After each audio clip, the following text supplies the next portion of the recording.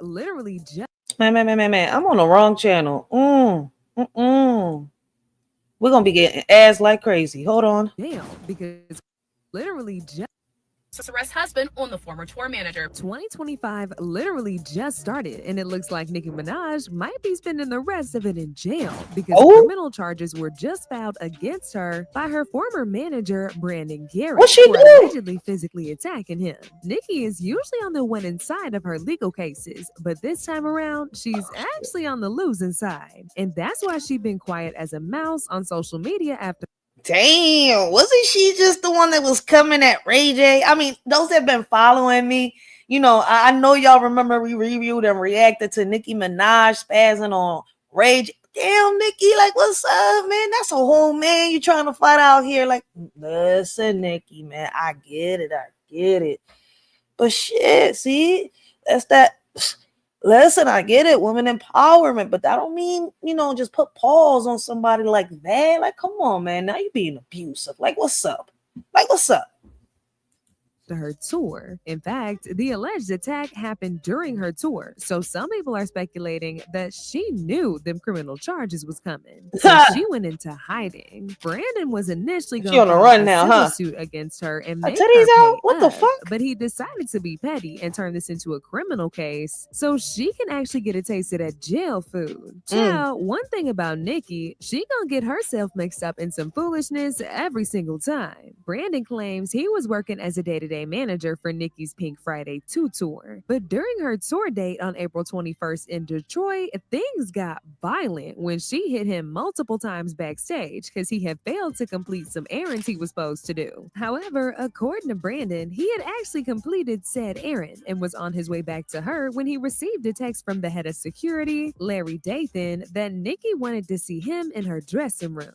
When he arrived, there was 8 people from her team In already her there, dressing room, including though? Dathan, the head of security, who claimed him, another employee named Luke Montgomery, and her former manager, Deb. Waka Flocka's mama. Soon as he got there, Nicki Ooh. began to cuss him out and complain to the staff. Hold on, wait a minute. They said Waka Flocka's mom. I know about her. And I know she played no games. Hold up, wait. Nicki Minaj got, oh shit, Waka Flocka mom will fucking, you'll fly in the air like there's no Red Bull. About them not knowing what they supposed to do and who reports to who. While she was ranting, she turned her attention to Luke, asking what his position on all this was. Brandon tried to explain to Nicki that he had Luke pick up the prescriptions because he was occupied with his actual tour responsibilities, which was to assist her with quick changes during the performances. But Nicki wasn't hearing it. Mr. Luke Montgomery explained that his duties entailed tasks like venue dressing room setup, private jet setup, hotel room setup, quick change room refreshments, and tour bus setup. The complaint reads, Mr. Montgomery mentioned these duties were in addition to any requests from Minaj communicated by Brandon, including food orders, drinks, personal items, baby items, and most notably, prescriptions. But like Okay. I said, Nicki So what wasn't happened? having it at all. If anything, Brandon explaining things was making her that much more annoyed. Brandon claims that Nicki became visibly upset and angrily screamed at him. He said Ooh. that she was saying stuff like, "Are you effing crazy having him pick up my prescription? If my husband were here, he would knock out your effing teeth. You just effed up your whole life and you will never be anyone. I'll make sure of it." Oh shit. She just slapped on the ball just because he went and picked up her prescription. That's part of his job. And then she threatened him with her husband. Yo, Nicki out of pocket. And you got the nerve to talk about Ray J? I think Nicki need to sit down and take a chill pill somewhere. Them shrooms ain't working, Nicki. Like, what's going on?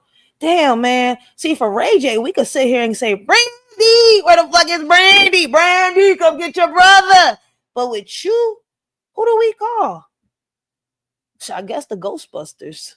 But it wasn't just Brandon who got that heat, because the guy who he had told to pick up the prescription, Luke, also got cussed the F out too. Oh, She shit. allegedly started yelling at him, asking what day he picked up the prescriptions and what exact prescriptions they were. When Luke said he couldn't recall, she told him to go through his phone till he found it. Now, this is where things got physical. After a while of Luke going through his phone to find the prescription info, he wasn't able to find it and offered to give the phone to Nicki to find it herself. himself. And this absolutely pissed her off even more. She approached him and got very close to his face while continuing to yell at him. At this point, Nikki open-handedly struck Brandon on the right side of his face, causing his head to swing backwards as his hat flew off his head.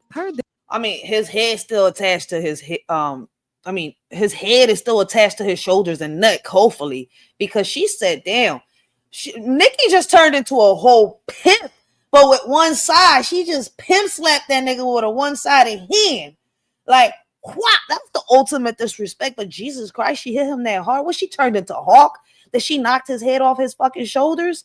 Shit, she said at this point, Minaj open-handedly struck Garrett on the right side of his face, causing his head to swing backwards as his head flew off his head.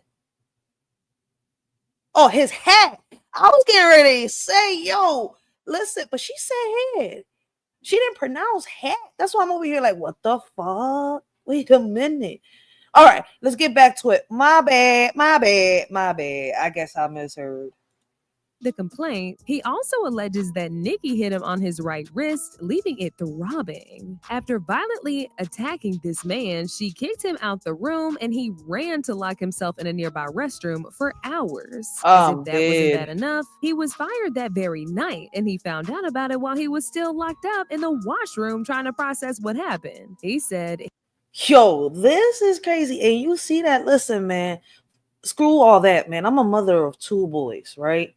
Let a female hit my boys like that. Listen, boy, listen. I see why my boys are saying like they don't want to be around the chicks in the hood or none of that shit. They really don't. And I got 2 boys, and I understand that. Cause let one of these shorties smack my son in the face. Cause I'm telling you, man. Now listen, call me Griselda Blanco. Fuck that, man. 911. What's your emergency? Shit, I just committed a murder. I need y'all to bring the orange suit, them beautiful bracelets. Listen, this bitch was disrespectful, and she thought she was gonna get away. Man, it's not believe all women. Fuck all that shit. A lot of these females think that because they females, man, a man. A lot of these females is lucky. It's very lucky that a lot of these men, right, walk away. Because I'm telling you, I'm telling you, I've seen some cases where females haven't been able to walk away and they in a casket. So these females out here, they have been lucky, man. Count your blessings, man. Count your blessings, because y'all keep acting like this with these men. Boy, count your blessings, because you don't want to be in a coffin. I'm telling you. Stop. Y'all better stop looking up to Nicki Minaj, yo. Like Commander say, she is so arrogant, yo. I just want to bitch slap the bitch for 1 second. Like, is you fucking shit? Aren't you the bitch that was just talking shit about fucking Ray J? Man, we was like, oh shit, get him, Nikki. And you over here turn around and do this dumb shit. What the? He received a message from someone in her team that he would not be joining Nikki at the next tour stop in Chicago. I wouldn't either. Once he got the courage to get out that washroom, he got his things and took an Uber to the Detroit airport. Blessings, Gary, bust it down. Brown. Evening to the hostess, mods in chat. Blessings, how you doing? Make sure y'all go check out Gary, bust it down. Brown, yo, Gary, you're not a mod. Oh, hold on 1 second. Let me make Gary drop your link if you can. You should be able to drop your link now. But make sure y'all go check out Gary Bust It Down Brown, man. Great conversations, great topics. Yo, he touches on topics that a lot of people are scared to touch on, man. So make sure y'all go check him out. He also called the Detroit Police Department to file a police report, but they told him he had to come in person to make a formal one. Brandon told him he had already booked the flight to Chicago and that they should send over a police escort to his hotel because he feared for his safety and did not know if his belongings had been removed or tampered with. He eventually filed an official report in Detroit, and according to reports, he's asking for punitive, exemplary damages and general damages. Oh, now, shit. I'm not gonna sit here and defend Nikki allegedly putting her hands on this man, but he ain't have no business getting some random person to pick up her medicine. That's just real sensitive information, and just handing it. I mean, that's true. That's true. But still, Nicki Minaj need to stop acting like she a home man out here with these niggas out here, man. Like one of these days, they're gonna find her laying down somewhere, and they're gonna try to figure out why. Your attitude, man. Some people's attitude and persona stink. Like they need to figure it out because they should be stinking. And it ain't because they just went to the bathroom and just dumped one in the toilet. Nah, man. It ain't because they released some gas in the middle of the room and that shit funky. Nah, man. They just freaking stink. Their whole personality, their attitude, their persona, everything. Like that's some messed up shit. Regardless of anything. All right, Bull was wrong. There was a whole nother way to go about that situation. But she decided to sit here and act like she was his pimp and just, with a straight hand, one side slap because, pimps really, whop, whop. They'll slap you with both sides. One side of your cheek is slapped with the, front of your hand while the other side of your cheek is getting slapped from the back of your hand. But no, man, she thought she was just a one-sided pimp. And she said, what? That's the ultimate disrespect towards a man. I mean, not just a man, a woman too. But one thing I've learned, right, growing up is that a man will take that on some ultimate disrespect shit. I mean, I'm guessing you're going to have to pick up the gloves, I would prefer pick up the gloves or don't, you know what? I don't know. Shit, this is hard. Like, because females, man, a lot of females do this to themselves. Like, how can you defend this? You see where I'm coming from? I'm not trying to be an itch, but how do you defend this as a woman? There's other ways to handle shit like that. Hey, but I guess to each his own. Facts, rich people. Over to somebody just to do it is not okay. However, Nikki could have definitely handled that situation better. That's if she really did put her hands on this man, of course. And as usual, she tried to defend herself through her lawyer, who claims this suit hasn't been served to Nikki and that it was all some lie that TMZ made up for clout. At this time, no complaint has been served upon Miss Petty, and therefore we are unaware of the specific allegations. So if it's false, right, and it's TMZ who did it, and TMZ is putting false allegations, then Nikki should take this to court. If TMZ is putting false allegations out there, well, then I think Nikki should take this to court. If she didn't put hands, right, she didn't put no paws on the dude, and they're lying on her, and they don't have no proof, take this shit to court. Fuck it. Take their money. Fuck it. Become, a couple coins richer. Hey, it is what it is. Like, shit, right is right, wrong is wrong.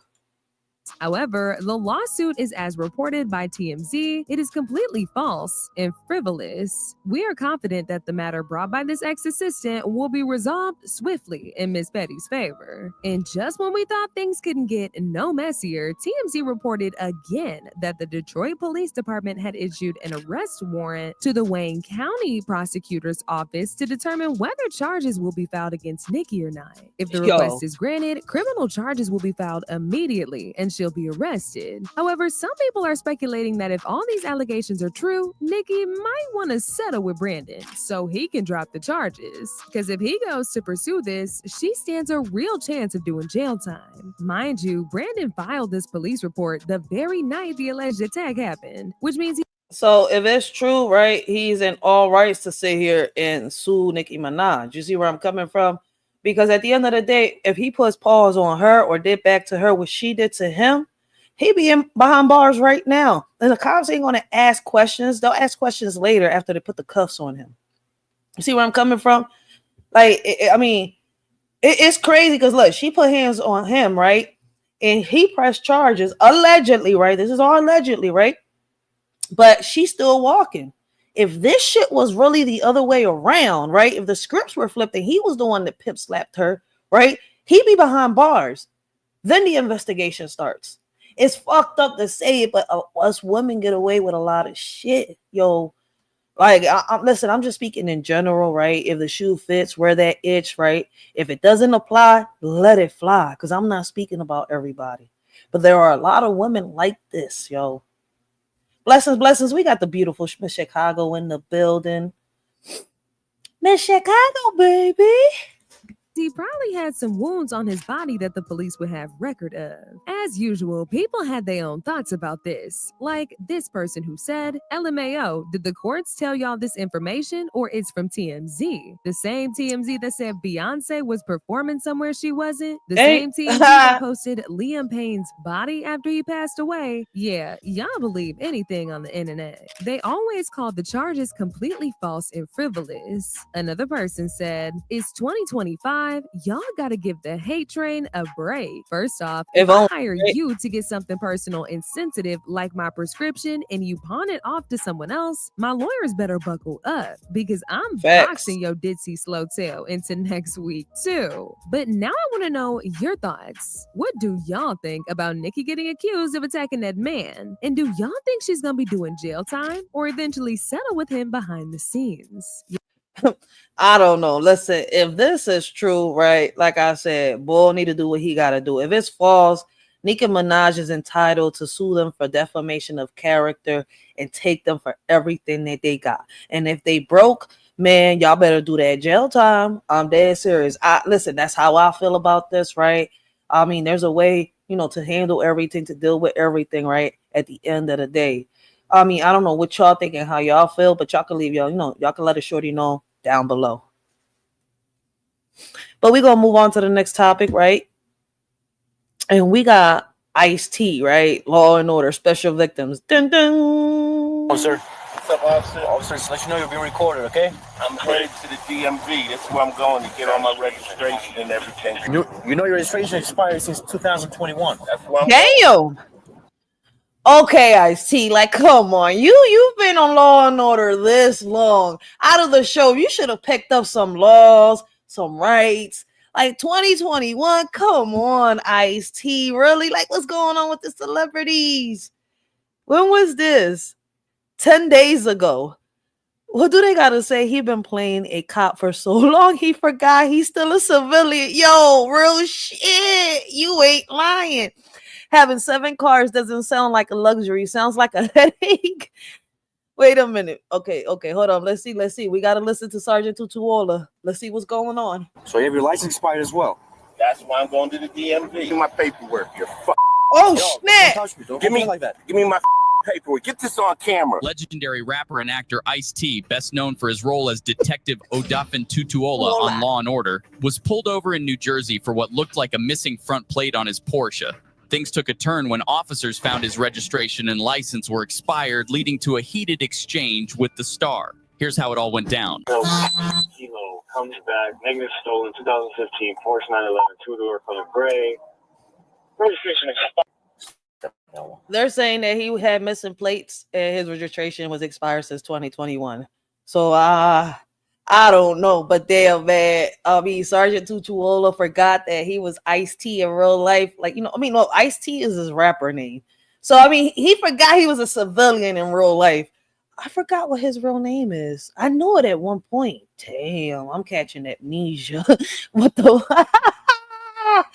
Listen, I got used to calling him Sergeant Tutuola. Is the fucked up part about it too. Shit, he forgot. I forgot. Damn.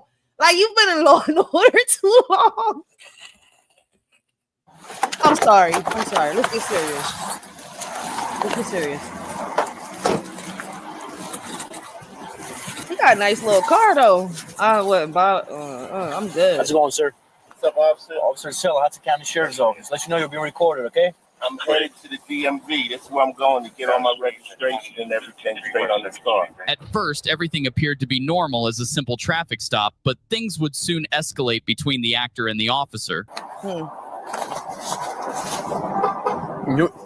My thing is, right, I mean, his stuff was not, I mean, he said it himself before, I guess they tell him to get out the car. We're going to get into it in a minute, right?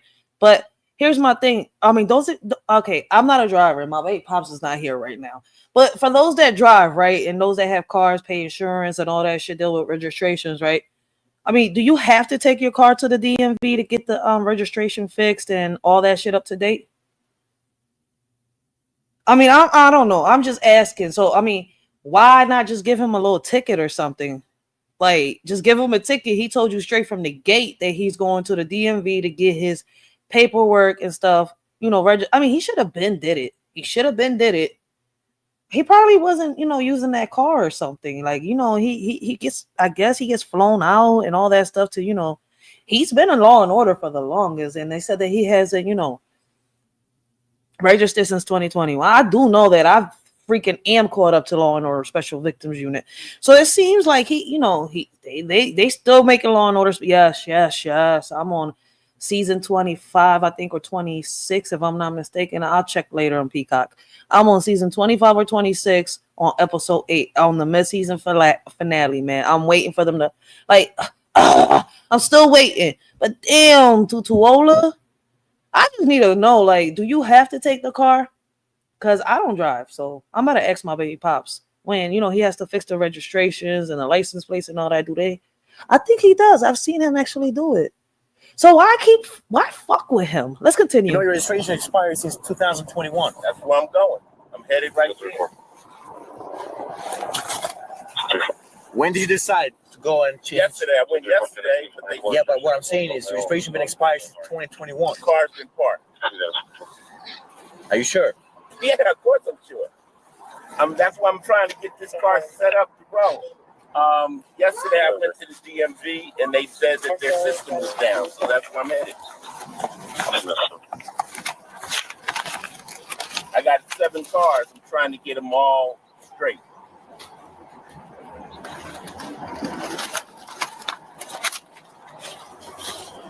You said you went to DMV yesterday. They said the system is down. Yesterday, yep.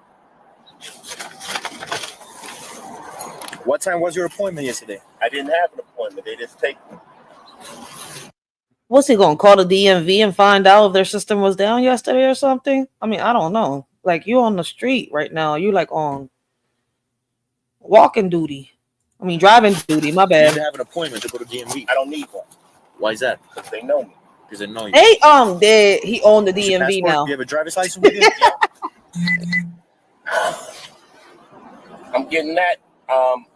That has. Yeah, I think he in the hood. That's expired. So you have your license expired as well. That's why I'm going to the DMV. Damn, Ice-T. Everything Sir, expired. even 1 feet. You cannot drive with an expired license and expired registration. I mean, why don't you follow me right to this garage right here? The DMV is right there. You don't got to be that serious about this. I mean, you can, but you don't have to. Well, is it serious? So, give me 1 second. You could have just gave him a ticket. You don't even know if his car was parked or not the whole time. He out here doing episodes of Special Victims Unit and shit. Like, come on.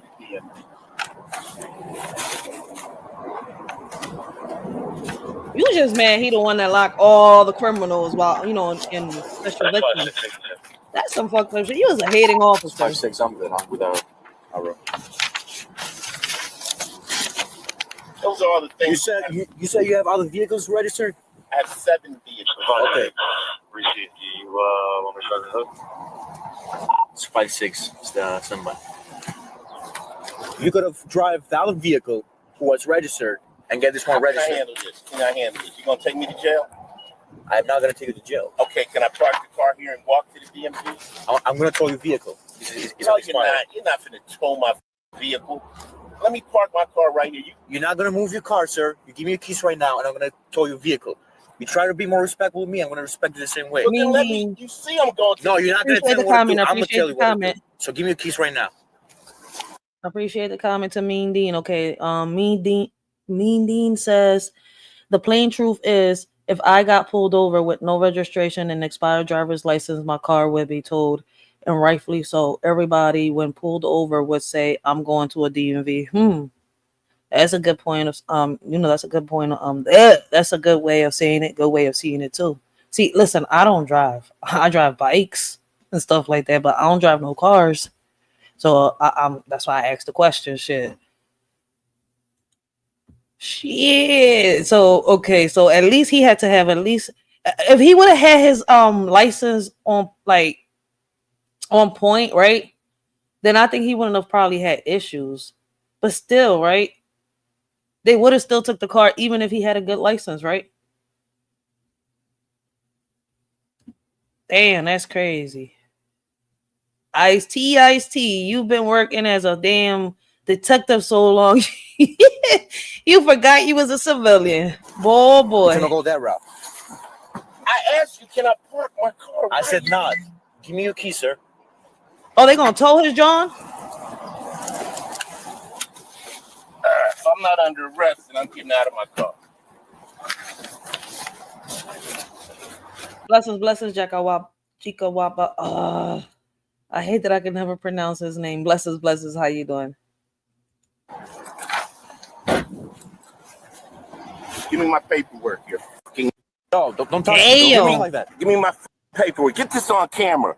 This motherfucker. I'm a foot away from you, keep DMV. your distance. You are a fucking asshole. I'm not an asshole. You've been an asshole to me. You are an asshole. I'm trying to get. How are you, asshole? I showed you all the. I'm dead, Ice-T. No, you didn't. So 5-6, start the hook and start another unit.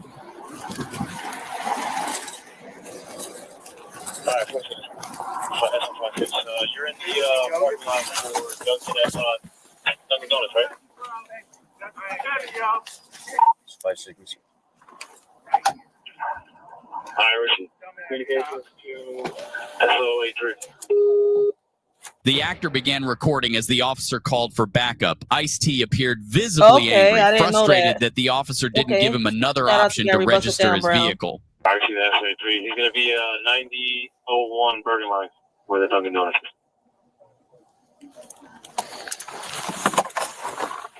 Okay, so to reach you. That's what it seems like. Shout out to Mean Dean. Appreciate the comment.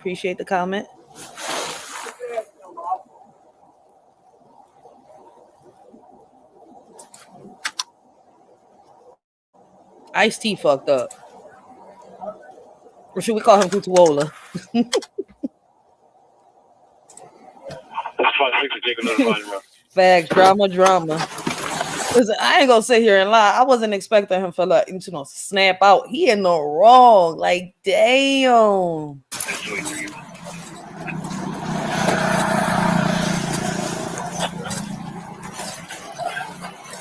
So what happened, Sarge? What's up, Sarge? Hey, Hey. what's going on, brother? How are you? Trying to get to DMV. We got the fake sergeant and the real sergeant in the picture now. Oh to shit. register my car. Okay. I got all the paperwork and everything there. I asked the officer, could I just go over here or even park my car so that I could walk over there and get all my paperwork together? He says he wants to tow my car. All right, give me a second. Let me find out what's going on here, and then we'll figure something out, okay? Okay. Right. It's doing a little too much, Sarge. Okay, so what I was going to do is just issue him a ticket, let him park here. Okay. He jumped out of the vehicle. He didn't ask me. He came so close. And he said, he called me an asshole. He said, He "You know lost the his paperwork right badge. now." All right. And everything's been recorded. I'm And dead. your vehicle's been towed. And you even think Ice-T is a lost his badge. He said he was trying to register his car. Why that cop hiding out where people go to register their car? I don't know. That's a good question. right now for tactical purposes. The officer received permission to issue the actor 4 tickets, including one for driving with a suspended Damn. license.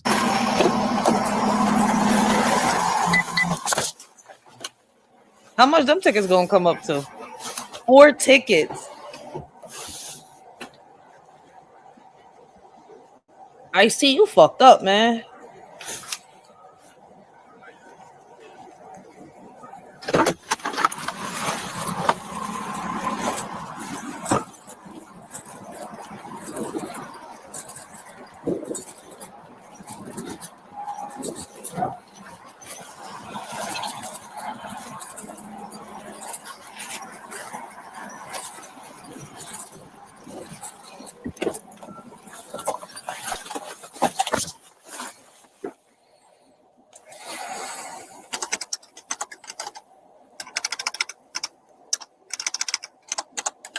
Damn, he typing fast as shit.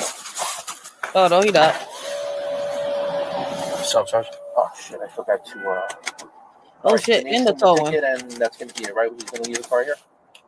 Up to you. Whatever you want to do. Yeah, we'll go with that. Okay? You're going to leave the car here? Okay. Yeah, he's going to park the car here.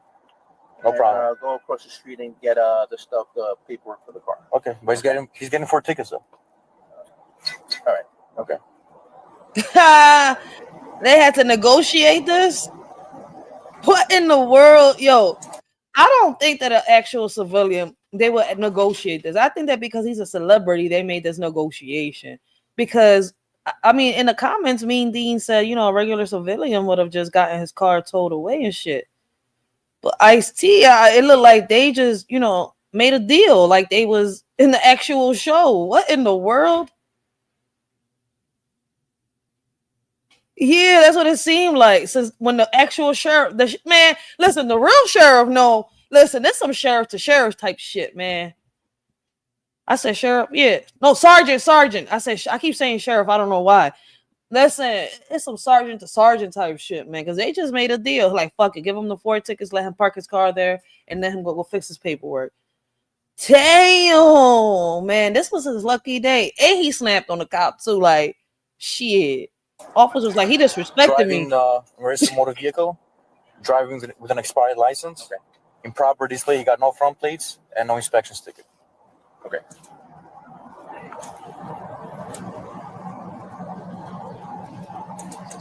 How many did you make out already? What's that? 4. You made 4? You already sent them in? Not 4 yet. tickets already. Yes.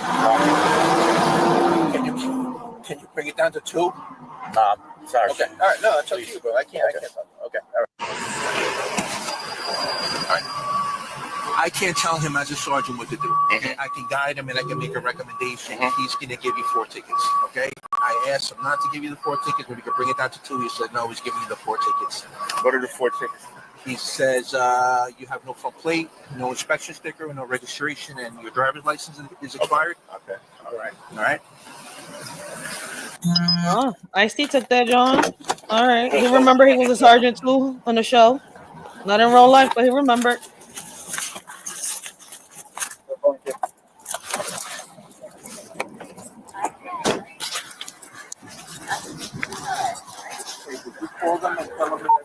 I did, yeah. I did. Okay. All right. So Right about that time, we know this officer feels some type of way that the sergeant negotiated a deal with them. That's a shame. well, I know if you want to come with me or Yeah. Okay. So they know that that you're not going to get the tow and that you're going to... Yeah, I'm a little right now. Okay. No, you better not tow that man car. Yeah, Shit. I'm sorry, I don't know if he told you, but everything's being recorded on the body cameras, so... Okay. So, as my sergeant, we're not going to tow your vehicle, but you're receiving summonses. Here's your keys. Here's your paperwork, driver's license, everything you gave me. You're receiving a ticket for no front plates. Where's all the other paperwork? It's in there. Everything you gave me. It's in the vehicle. Come on, get your amnesia together, Ice-T. There you go. No inspection, driving expired registration, and driving with expired license. Come on, Ice-T. You got the money to pay this, Like I don't said, you? You're gonna leave the car here and just go to DMV. I'm walking DMV and handle this. So, but you do know your registration is expired and your license too. Right? That's what I'm going for. Okay. I'm I'm just letting you know that I didn't know if you just knew your registration was expired. You got both. I got everything. Okay. All right. Yeah. All right. All right. No, I'm good. All right. You told Just him the way he treated me, I was going to park the vehicle. No tickets issued, but just next time show some respect. That's all I got to say. I don't have to. All right. Ooh. Okay. I don't have either. All right. So you have a great day. Let's just go. Let's just go. Yo, the sergeant just took it. Like, yeah, let's just go. Let's just go. He like, yo, be some respect. He like, I don't have to. Ice-T just got a hood on him. He's like, fuck what you saying. I ain't gotta respect you, nigga. Yo, I'm dead. My headphones. Shit. Come on, don't mess up now. Yo, this is crazy. Let us shorty know what y'all think about this, man. Listen, I feel as though because he was a celebrity, you know, the sergeant let him get away with this. But I think, like Mean Dean says down there, a regular civilian's car would have gotten towed. I don't know what y'all think. Do y'all think that, you know, the sergeant did the right thing? Do y'all think the sergeant, you know, kind of like gave Ice-T some slack because he's a celebrity? I think he gave Ice-T some slack because he was a celebrity.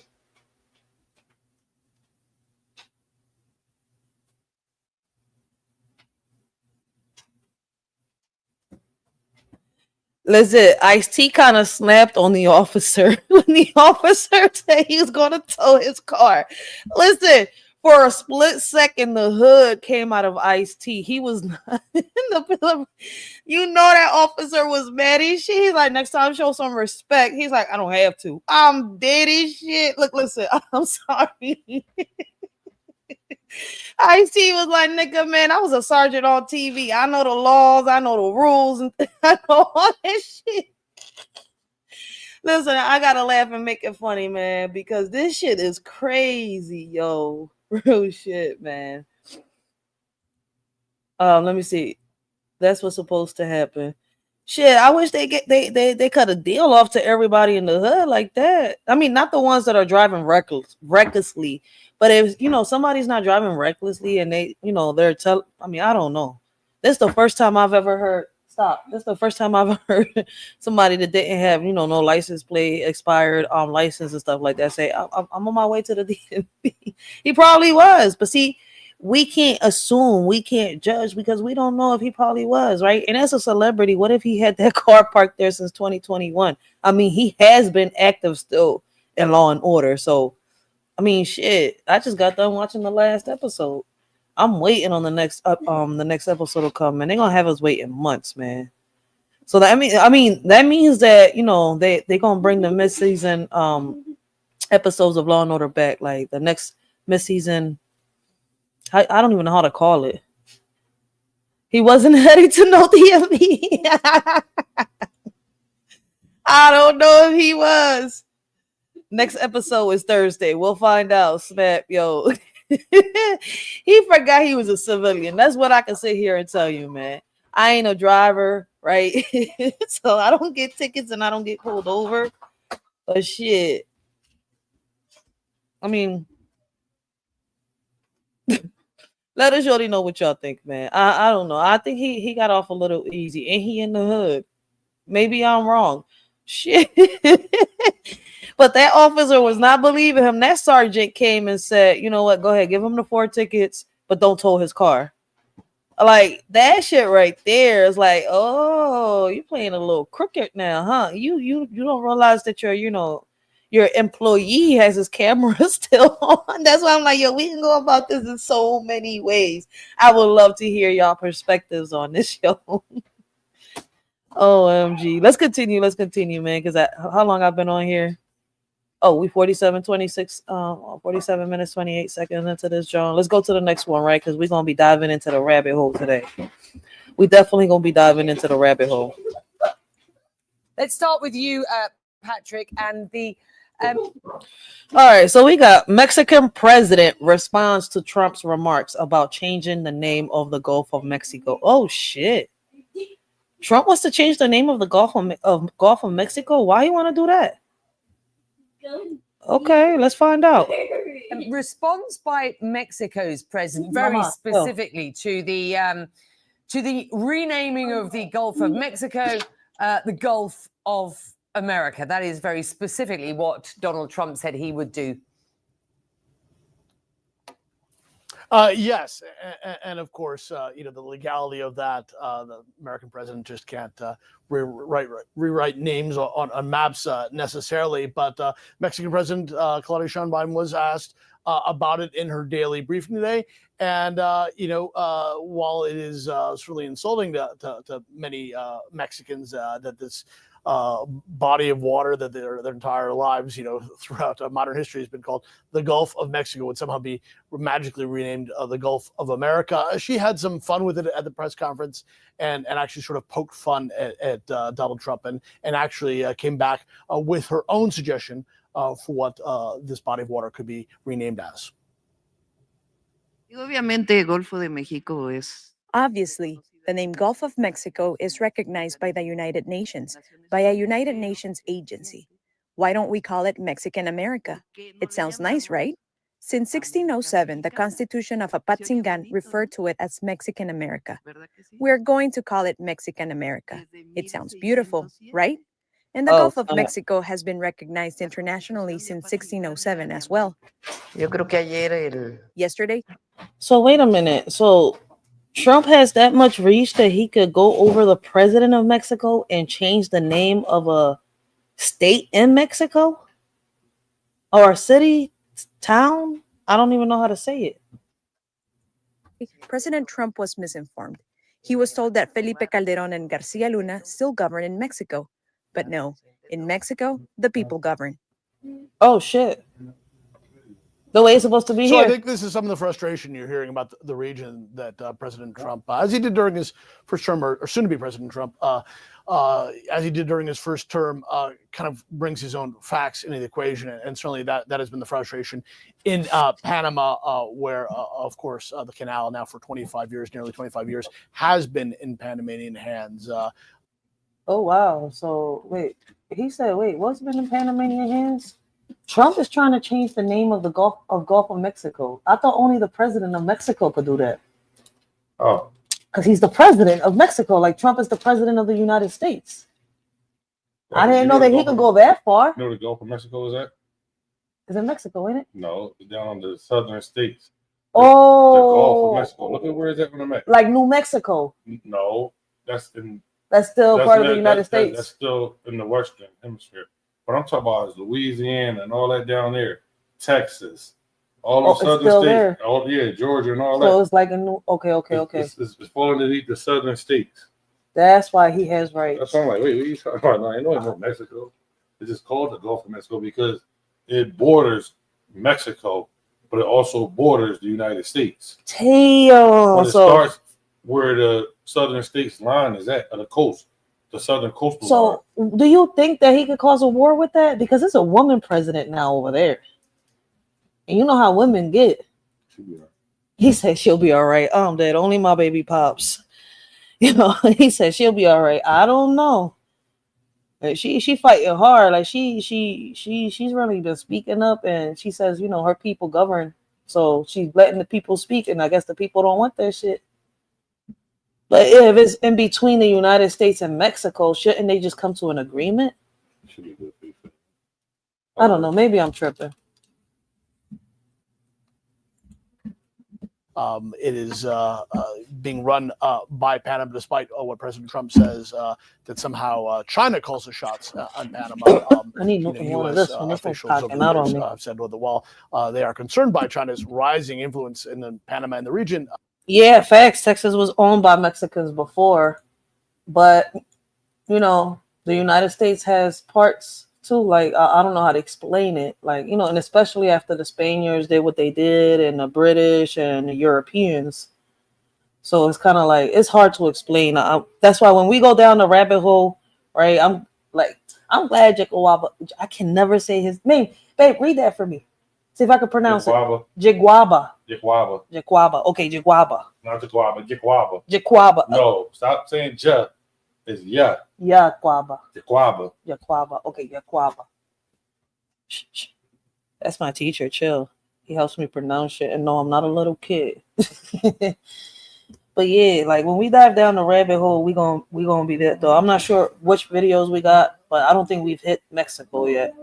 But we're gonna be diving down. I told y'all, man, we're gonna be diving down this rabbit hole. And in between, we're gonna cover, you know, the sex crimes, the TikTok videos and all that. But we are definitely about to start this new thing here on the Writers for Life podcast, you know, going down the rabbit hole, figuring out the past. Jigwaba. Okay, now it's perfect because I was messing his name up, man. He listen, he was entitled to roast me, make jokes about me, and I couldn't even say nothing because I wasn't able to pronounce his name right because I didn't hear him say it, and I'm over here trying to read this John. So yeah, Jigwaba. Okay, bet. Blessings. Sali Jaben. Blessings. All right, let's continue the video so that we could dive down the rabbit hole, man. I appreciate everybody that's on here and is rocking out with a shorty, man, because y'all could have been anywhere else, but y'all here rocking with a shorty tonight. Certainly, there's no hard proof that China runs the Panama Canal. It is Panama's canal to run, and has actually been expanded more than double the number of ships now goes through the expanded post-Panamax canals. So it is very clearly Panama's to run, even if Donald Trump feels that, however, by force or by economic coercion, he could somehow take it back, the so-called bad deal of Jimmy Carter's. But this is an issue that unites all Panamanians and certainly all. Oh shit! Okay, so he's also trying to take the Panama canals, and they're saying that that's not negotiable. This is crazy. I'm looking at this, and I thought that was the Cali wildfire fires, but I don't know. It probably is. I don't know. Let's see. Let's finish the many video. People in the region that remember the years of gunboat diplomacy, where the U.S. sort of took over states that it disagreed with, or where it saw economic importance. So whether it's Greenland or Mexico or Panama, a lot of pushback today from these comments by President-elect Donald Trump. President-elect Donald Trump is insisting that the United States should expand its territory, calling for Canada to become the 51st state, threatening to rename the Gulf of Mexico to the Gulf of America, and world leaders are standing. Yo, what the hell is going on with Trump? Now he's threatening Canada to make it the 51st state. I thought it was already 51 states. It was only 50 states? Well, did I add one? Or am I losing? Am I getting amnesia? They added Puerto Rico. That's why. When they say that 51, 52 states, to try to say that they added Puerto Rico. I'm just telling you. Facts. So what? Now he's going to take away Puerto Rico? I don't know what he got going on. So now he's going to make Puerto Ricans immigrants. I don't know what he got going on. What the fuck is going on? Yo. Oh, I'm sorry. I'm sorry, baby daddy. Up to Trump's suggestions that he might even use military force to take over Greenland and the Panama Canal. Oh, snap. Just as a matter of principle, for us it is clear the sovereignty of states has to be respected. You are asking me if I think the United States will invade Greenland. The answer is no. Have we entered an era that sees the return of the survival of the fittest? The answer is yes. And so, should we let ourselves be intimidated? Should we let worry take over? Of course not. Greenland is not mega. Greenland is not going to be mega. La soberanía de nuestro canal no es negociable. Las únicas manos que controlan el canal son panameñas. The minister of Panama says he's not letting the name Gulf of Mexico is recognized by the United Nations, by a United Nations agency. Why don't we call it Mexican America? It sounds nice, right? America. That do not sound nice. With Sound weird. Senator Mexican Pete Ricketts America? of Nebraska. Senator, thank you so much for being That with us. sounds weird. Would you be comfortable with sending U.S. troops, as President Trump suggested yesterday he is considering, to take over what is effectively sovereign land? Well, I think you all are missing the bigger picture here of what President Trump is trying to do. What is he trying to do? About the long-term security of the Western Hemisphere. We know, for example, the Russian and now Chinese are looking at the Arctic and how they can exploit that. That obviously concerns not only us, but everybody in the Western Hemisphere. And he's thinking about our long-term protection. Same thing with regard to Panama. We know that the Chinese Communist Party and the People's Republic of China owns ports on both sides of that canal, and that puts us at risk in a potential conflict. So he's thinking about the long-term security, and he's starting a negotiation. And that's what this is about. And I guarantee you there's a lot more people today thinking about the risks that the Russians posed to us through that Northwest Passage than were just a couple of days ago.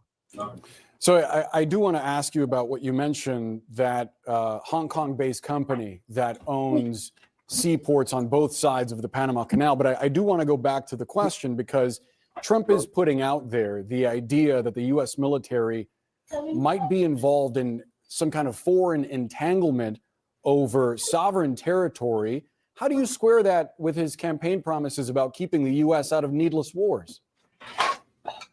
Well, I think what's actually happening is the press asked him if there was anything he was going to take off the table. And as a negotiator, he said, no, nothing is going to be taken off the table, because that's the way Trump negotiates. And by the way, I might point out that when he was president before, he did an outstanding job of negotiating different trade agreements, buying more of our agricultural products because of his trade negotiating style.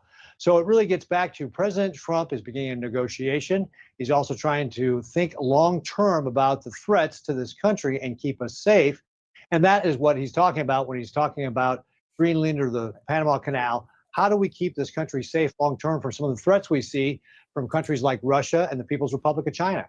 Sure. I do wonder about the. But what does their canals got to do with them keeping a country safe? I'm a little confused on that. Right? And Trump threatens land grabs of Canada. I don't know what's going on. Oh, shit.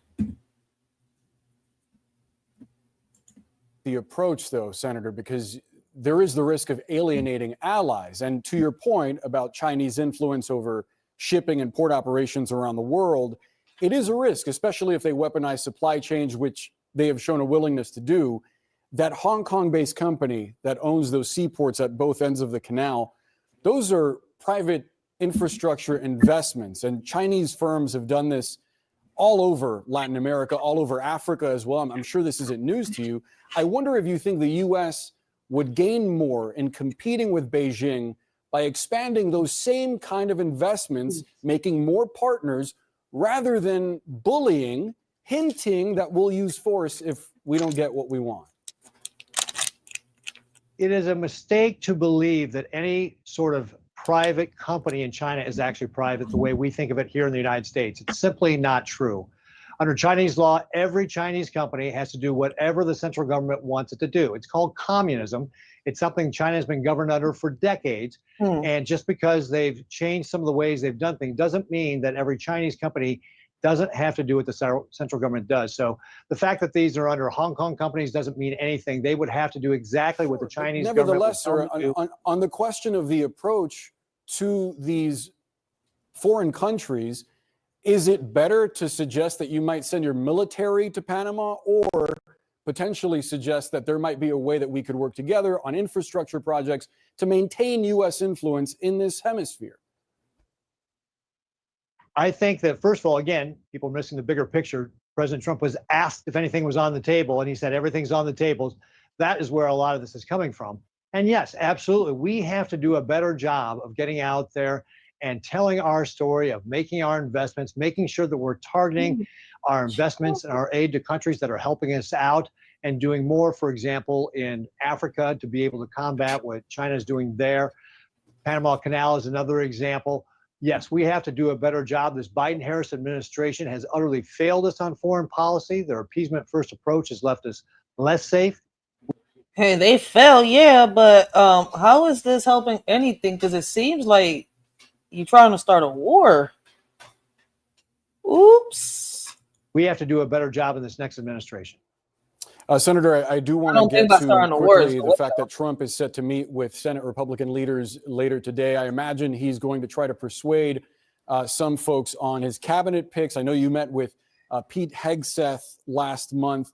Are you prepared to vote to confirm him for defense secretary? Every one of the cabinet secretaries has a process that they're going to go through and follow. One step is meeting with the senators, such as Pete meeting with me. And then, well, they'll go through a public hearing process, and then we'll have the vote. So we need to let the entire process play out. But I got to tell you, I had a very good conversation with Pete Hegseth, and I look forward to hearing what his public hearing is going to be like. And that's what will be true for all the cabinet nominees. So you are reserving, awaiting that confirmation process to decide whether you will vote or not for Hegseth?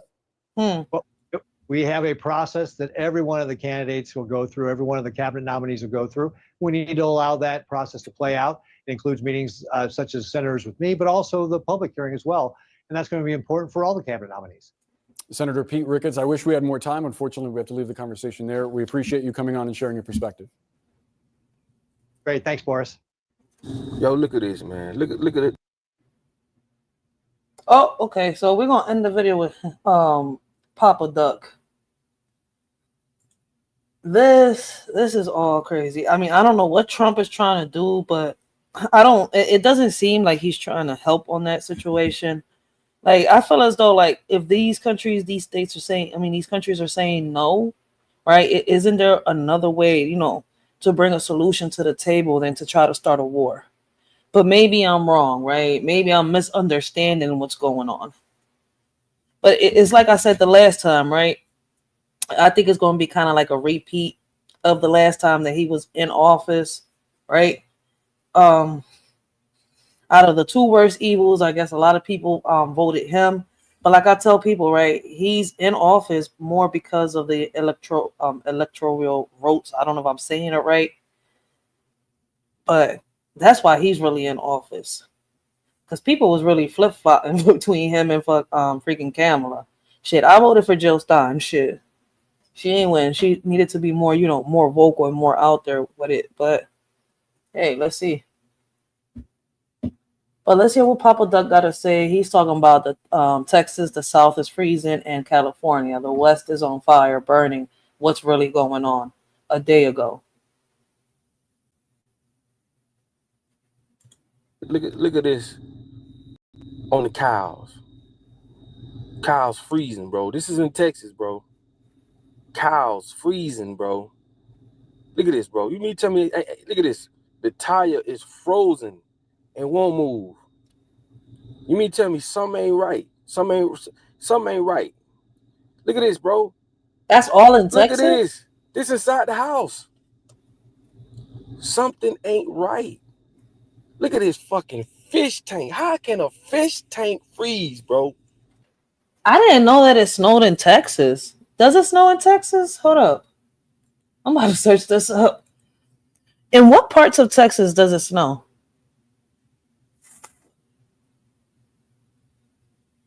Oh, it seems to snow in a couple parts of Texas.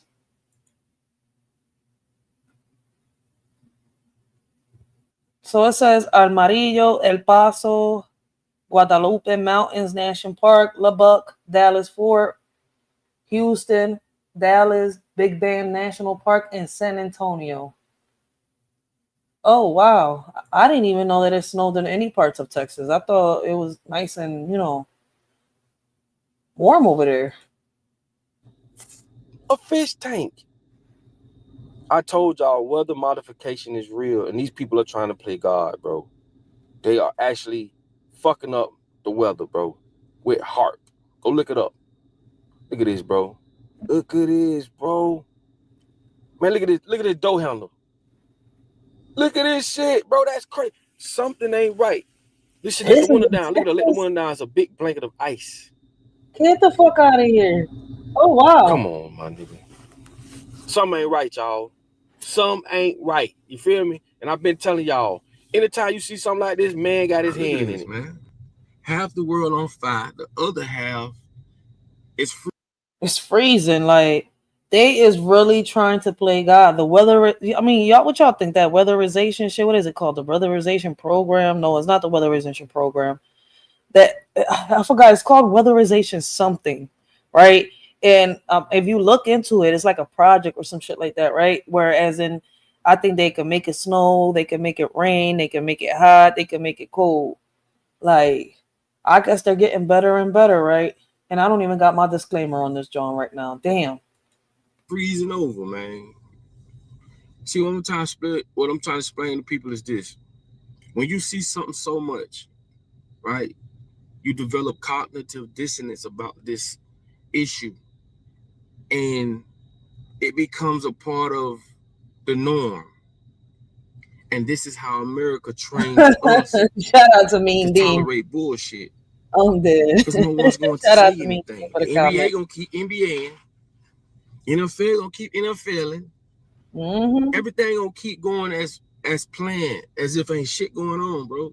But this is how America train their people to sit in shit. And when you sit in shit so long, it stops smelling. Ooh.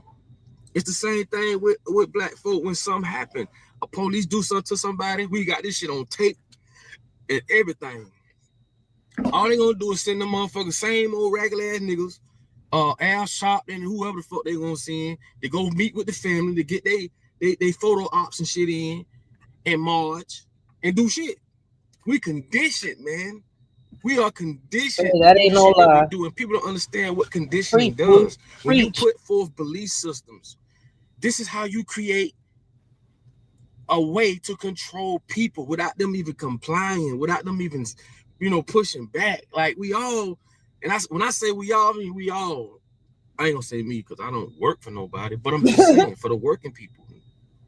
We go to work for people we don't even know. Women will go to work and obey their boss and go home and get a husband. Well, Papa Duck, at one point you did work. That's why, for somebody, I mean, I get it. You're your own boss now, but I mean, even to us, you got to admit that at one point in time, you worked for the, for another motherfucker.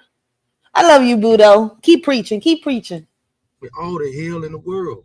Men will go to work and obey their boss and come home and get their wife all the hell in the world. That's Well, crazy. shit. That's the conditioning. That alone tells you a condition to go to this workspace, put up with this bullshit, be punctual, you're gonna be on time. This is a conditioning. This is equivalent to training a dog to roll over. Oh, to shit. bark. Well, If people yeah, don't see that. We've been I trained keep our telling whole y'all, lives. God did not put us on earth to do none of this bullshit. Listen, we've been trained our whole lives. And guess what? Sending us to school, it's the beginning of it. Why the fuck we gotta go? My opinion. Why the fuck we pay bills every 30 days for the rest of our lives?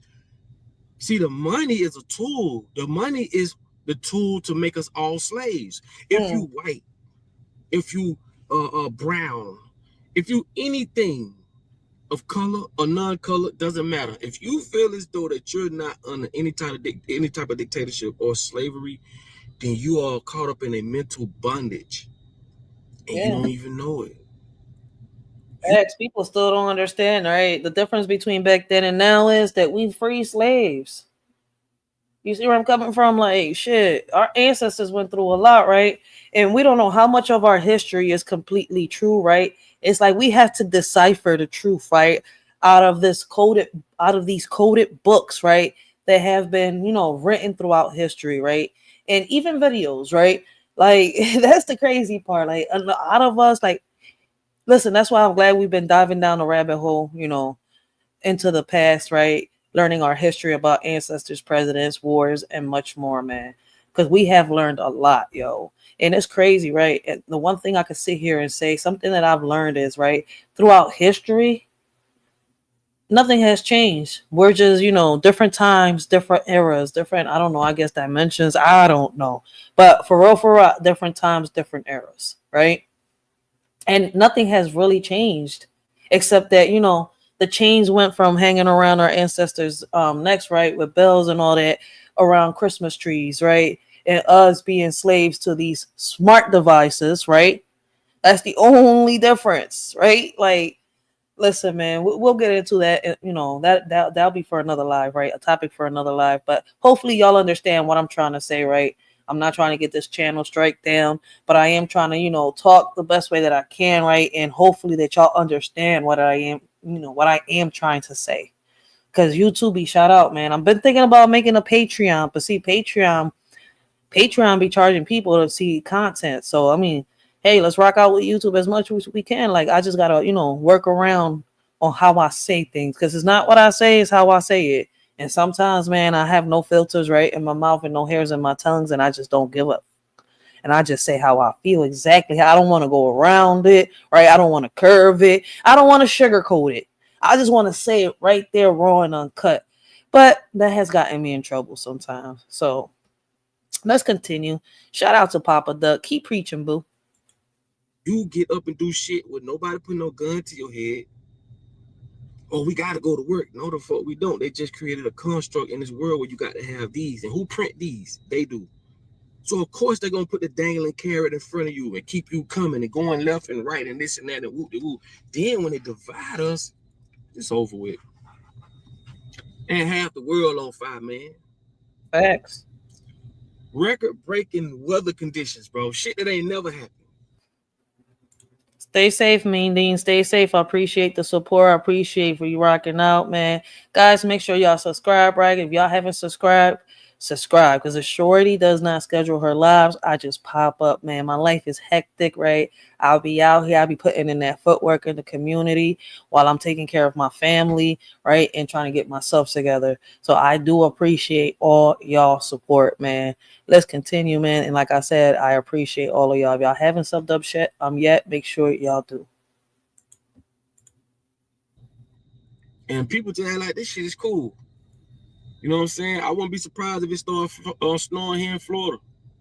Oh shit! Imagine that. We gonna That'll think, be oh, crazy. that's just what it is. Oh man, this shit crazy, bro. I mean, I know they some bold motherfuckers, but to do the shit that they've been doing lately, because they let you know they running out of time. I be trying to tell y'all they running out of time. They done lied about everything under the sun. They done lied about how many months we got in the year. They done lied about the first of the year. First of the year ain't January 1st. It's not. They done lied to us about so much shit. You got people that's born this, but they call themselves that. Facts, yo. They listen, man. Like that's why I say, like, people say that I do this with the Bible. I believe in but if you read the Bible, even in the Bible, it explains to you how they've lied to us so much, right? Because they tell us Jesus was born on this day. Then they tell us the story about the Three Kings Day. I can just keep on going. Christmas, right? Oh, let's not forget about Thanksgiving. I mean, we can keep going down the line. Oh, I say people don't listen to none God say. Oh man, God, this God. You live off what man says, man. If you study Rome, the Romans, the Greece, what I'm saying, all this Greek stuff, this and that. If you study the way these people was, it ain't nothing changed. That'll answer a lot of your questions. That would answer a lot of y'all questions. I'm gonna do this on another video because they've been taking that video down. I've been seeing some people post it, but it's a letter. Somebody bought this Bible, an old Bible. They had this letter in it, and that letter got out. And I can't think of the guy's name. His name is King something. It ain't Leonardo. It's Leopold or some shit like that. But I got the letter, and this was a letter he wrote to the pastors and evangelists that was going to Africa. That the letter was basically assigning them and telling them what to do with Christianity, how to promote it, how to use it against the African people, how to convert them to Christians. Man, it's gonna blow your mind. Oh shit. And it makes perfect sense. Blessings. I'm a whole vibe. Blessings, how you doing? Welcome to the live, yo. We reacting to current news and more, right? And in a minute, we're about to dive into down the rabbit hole, right? To learn about, to learn and review and react on our past, right? We're gonna dive down that rabbit hole, learn the history of the past, presidents, ancestors, and much more, yo. Leopold. Okay, that's what he's talking about. I was trying to figure it out, but I guess I'm gonna have to wait for his next live. All right. He's talking about Leopold. All right. So I'm not going to play this whole video, but if y'all want to check Papa Duck out, y'all can, right? I'm just going to play a little bit because this is a 20-minute video, and I do want to get into the us diving down the rabbit hole. Let me paste that right there. So that's Papa Duck's YouTube channel. Y'all can go check him out right there. But let's listen. It makes perfect sense. But when you see this, oh my God. I'm just trying to figure out a way to put it out there. I may just have y'all to DM me and I send it to y'all. And I send y'all the letter. You know what I'm saying? You can read it for yourself. You can give it to whatever. I may just do that. Oh. But it's going to blow y'all mind. And I'm telling y'all, bro, this world, bro, it's getting crazy about a minute, dog. It's just we so conditioned. That's the problem. I hear people talk about relationships all the time. What a lot of these black people, relationship coaches and life coaches and stuff, like I say, I have nothing against them, but one thing none of them ever talk about is what? Is this. And y'all quote me if I'm listening. Anytime you hear any of them speaking about black relationships or the way this is and the way that is and why that and why you can't do this, they never speak about the motherfuckers that got us in this condition in the first place. People don't act the way they act because they grew up and just said, I'm gonna start doing it. No, nigga, we was conditioned to do this shit. We don't like each other. Why? Because we was conditioned not to. That makes kind of sense. Women act the way they act because they are conditioned. Children go around shooting their friends, and at a time. I mean, listen, and I keep saying that learned behavior. I feel as though that everything is learned behavior. I don't think it's no smart devices throwing waves out, making us act fools and shit like that. I just feel as though like, and what's crazy is right, even in the homes where you got families that try, to raise their kids right. But the crazy part is right, even if they raise their kids right and they do everything right, so that their kids could get brought up right, the influence around them, right, whether it is in family or outside on the streets, be so much stronger than the influence inside the households. And that'd be a big problem. So once again, I feel as though it's kind of like learned behavior. And mind you, man, I've been reviewing and reacting to videos already for like the past 4 years, right? This is, this was my backup channel, right? Well, my first channel almost got terminated. I had to delete all my videos. I'm still uploading videos on here because I had that other channel for almost 3 years, 4 years before I started this channel. So it's kind of like... So yeah, like we've been reviewing and reacting to videos for a minute, and I'm starting, like I said it for a while, like this is my opinion, right? This is what I think. I feel as though everything is learned behavior.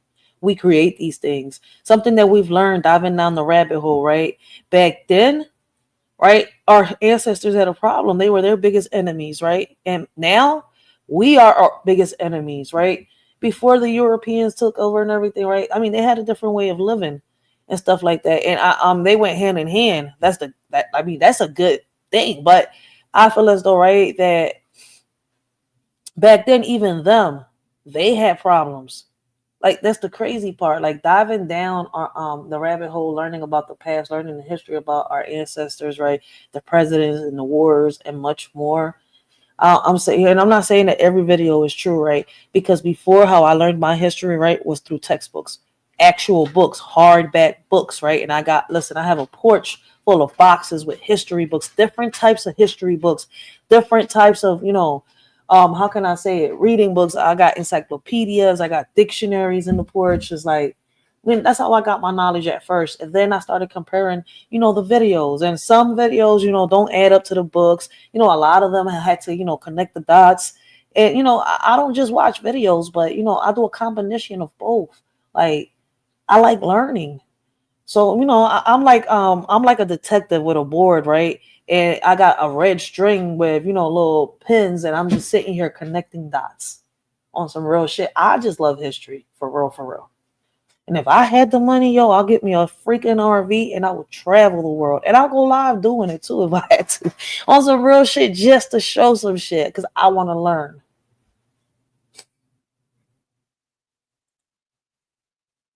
Blessings, blessings. We got Cutthroat Entertainment in the building. Blessings, big bro. Make sure y'all go check out Cutthroat Entertainment, yo.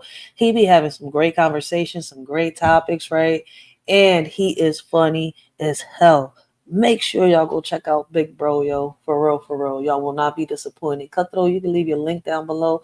Anybody has a channel, right? You got a mod stick, you can leave y'all channels down below. That's the whole point of y'all having mod sticks, right? Y'all can leave y'all channels and people can go check y'all out, right? And if they like y'all, they sub up. If they don't, man, it's up to them. I feel as though, I've seen a lot of y'all channels and y'all got some great ass content. So, I mean, it's up to y'all. Make sure y'all go check them out. To me, they got great content. But let's continue with Papa Duck, yo. And then, let me see what we got here. Should we play? Yeah, let's play these couple videos right here. And we're going to dive down this rabbit hole.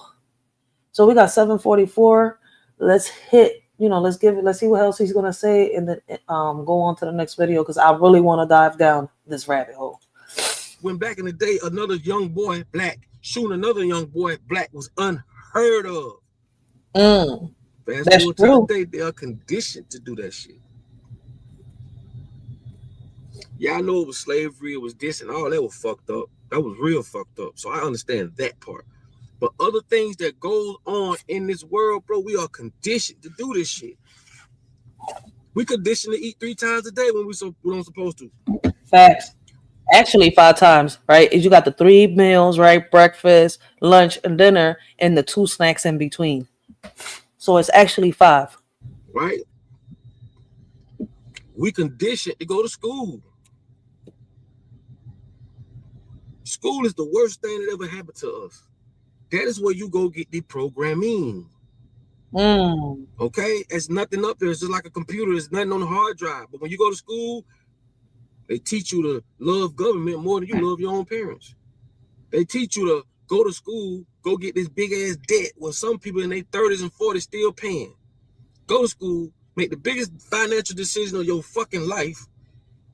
We condition to just get a husband, get a wife, have kids, facts, pay taxes, work on the week, work through the week, work off on the weekends, drinking beer and all this old dumb shit until you die. We condition. No one experiences life. People don't even fucking go to countries and experience the cultures in countries. Them motherfuckers go way over there just to take pictures for Instagram, dog. Yo, I see that. Go experience the motherfucking culture. Eat their foods. Learn about this. Learn That's about what that. I'm gonna do. Why do they do this? Why they don't do that? No one goes to other countries to experience cultural differences or historical cultures or anything. I've seen Bitch some go over people there do just to do this and take a picture and put that shit on Instagram. And if they take a motherfucker side dude over there with them or somebody that don't need to go fuck around and be in the picture, like Holmes say, they'll crop his toe out. Yo, they don't want none of him in there. They'll crop his toe out. I'm dead. Just to say, look at me. You are conditioned to do that as a black woman, as a black man. When are you gonna condition yourself? And I'm gonna tell you now, when you condition yourself and you go against what the world supposedly say we should and shouldn't do, you're gonna get a lot of flack. You're gonna get a lot of people saying this and saying that, but fuck them. Fuck them. If you look at this world the way you see it and you move how you move, I consider you a man or a woman. I salute you, because get what? You ain't just going with the social norms. Even people go with shit, even though they know that shit don't make no sense. Facts. Hashtag fuck a trend, yo. I know exactly what he's talking about. And we're going to pause it right here. I left the link to his channel. If y'all want to continue this video, like, shout out to Papa Duck, right? Because he is speaking facts. And, like, we are conditioned, but we're letting it happen, too. Because when we wake up and we realize it, what do? Let us shorty know what y'all think about this video, right? We're going to move on to the next video, right? So we can finish these little current news, right? Because we got a couple. Listen, I didn't even know Apple was suing somebody for $9 million. Let's see what the hell is going on. Hold on 1 second. Is your iPhone spy? Well, we got Apple agrees to $95 million settlement over Siri eavesdropping claims. Oh shit! What was Siri doing? I think Siri was eavesdropping. On you. So this week, Apple has agreed to pay $95 million to settle lawsuits that claim its voice assistant Siri has been eavesdropping on users. And now Apple owners could be getting a payout. Our chief business correspondent Taylor Young joining us here in the studio to talk about this. And this lawsuit doesn't just accuse Apple of eavesdropping. There's actually more, Taylor. Yeah, it's also about where this information is allegedly going. So an example of this in the lawsuit is two people having a private conversation, maybe next to an iPhone, and they're talking potentially about a product or a specific brand. And then the next thing they know, on their social media or web browsers, they're seeing advertisements for this. Oh shit, man. Apple is not the only one that's going through that. Like, what's up? We got Android. Like, damn, we got to sit here and sue Google there because Google does the same thing. And Alexa, we sit here having conversations, and what we talking about, next thing you know, Alexa and Google, you see everything on YouTube or whatever app you're on. Whatever conversation you just recently had, those are the type of ads that pop up. And not just that, right? You're putting your phone down, right? And you're having a conversation, and out of nowhere, either Google or Alexa, right? And yes, both of them talk, right? Oh, I'm sorry. I couldn't understand that. What did you say? Exact product. And I think over the last couple of years, iPhone users have really theorized that their iPhones have been listening to them. Shit, I think we all know all phones have been listening. Let's go sue Google, Alexa, and Siri. I mean, all Android companies. Well, I got a Samsung. I'm suing Samsung. Shit. What? They agreed to, settle for $95 million over Siri eavesdropping. Shit. We gotta go. Listen, if you got an Android, let's do the same thing. And this lawsuit claims that it has been. So, in this lawsuit, it claims that for over a decade, Apple has been secretly activating Siri to record private conversations. It also accuses the company of then sharing the content of those conversations with advertisers in an attempt to sell their products. And some may be wondering, don't I have to give Siri a prompt in order for it to work? Well, the lawsuit says these recordings happened even if users did not trigger their device by saying, "Hey, Siri." Now, while Apple has agreed to settle, the company has reportedly denied any wrongdoing. And I do think it's important to note that this case still needs to be approved by a federal judge. All right. So if it is approved, how do you know if you're eligible for some money?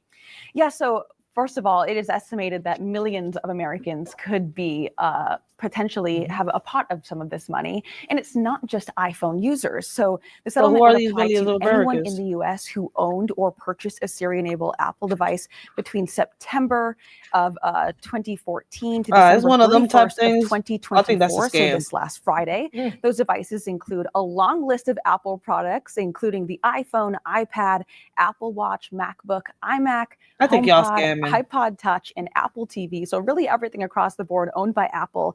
And as for the settlement money, if approved, Apple product owners could get paid up to $20 per device with a limit of 5 devices. So really the reality here is the biggest payout that we could be seeing is $100. And that could also be lower in the long term if more people apply to be part of this lawsuit. Yeah, because most people, you have an iPhone, you have an iPad, you have so many things that Apple, just as you said. But now what's the criteria that people need to be able to know? They're listening to this going, you know what, I might be part of this settlement.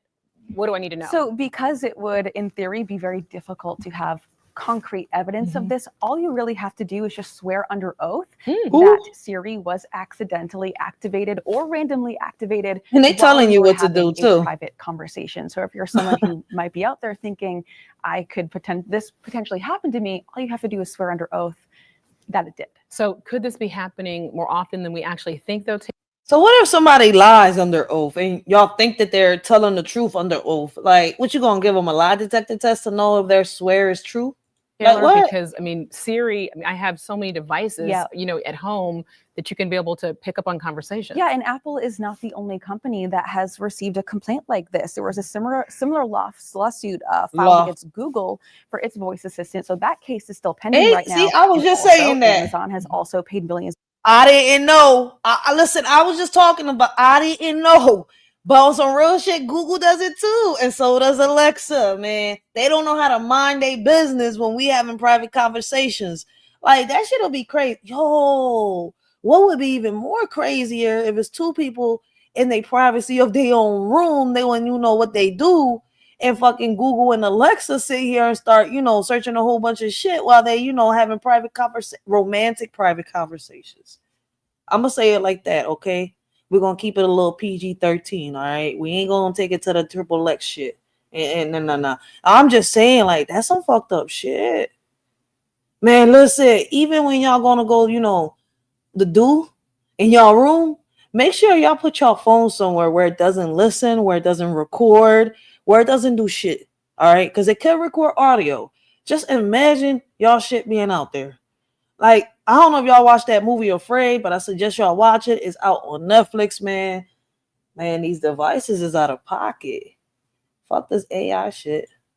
Of dollars over claims its Ring and Alexa invaded users' privacy. So yeah, companies are kind of facing some consequences and some class action lawsuits. And I think it's safe to say that maybe think about what you're saying in front of your phone, which is crazy to think. Why should we think about what we're saying everywhere? But yeah, a lot of companies are kind of facing some backlash for this. Our phones need to mind their business. Because if we wanted them to record, you think about Siri, Alexa in your home. That's a little harder because you have so many conversations. You have people who come over and things like that. But you have to be aware. Maybe you have some in-house rules now to be able to know, hey, people are always listening. And I mean, we live in an age where nearly people or devices has a virtual assistant. Yes, and we use everywhere. We do. All right, Taylor Young, thank you so much for your reporting there. She said people are always listening. But then again, I feel as though there's always somebody behind a computer somewhere else, right? I mean, somebody got to fix the bugs and do this and do that, right? Because it's still a technology, right? It can't think for itself. So, I mean, somewhere, Listen. Let's continue. Let's continue. All right. Let us shorty know what y'all think and feel about what Apple is doing regarding Siri. And I feel as though, like I said, right, it should be done. But she's saying Google is doing it too, right? But then don't forget Alexa. But we're going to move on to the next video, right? Let me make sure nobody has any comments. Let me see. I think the notepads might be selling people private writing extras. I mean, shit, you ain't wrong. That's why I just said I think it's deeper than just Siri. It is way deeper than just Siri. For real, for real.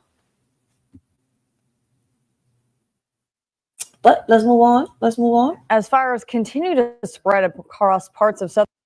What is this? All right. A day ago, what is this? Louisiana native living in Los Angeles volunteers to help wildfire victims. Okay. Southern California, communities are coming together to support those affected.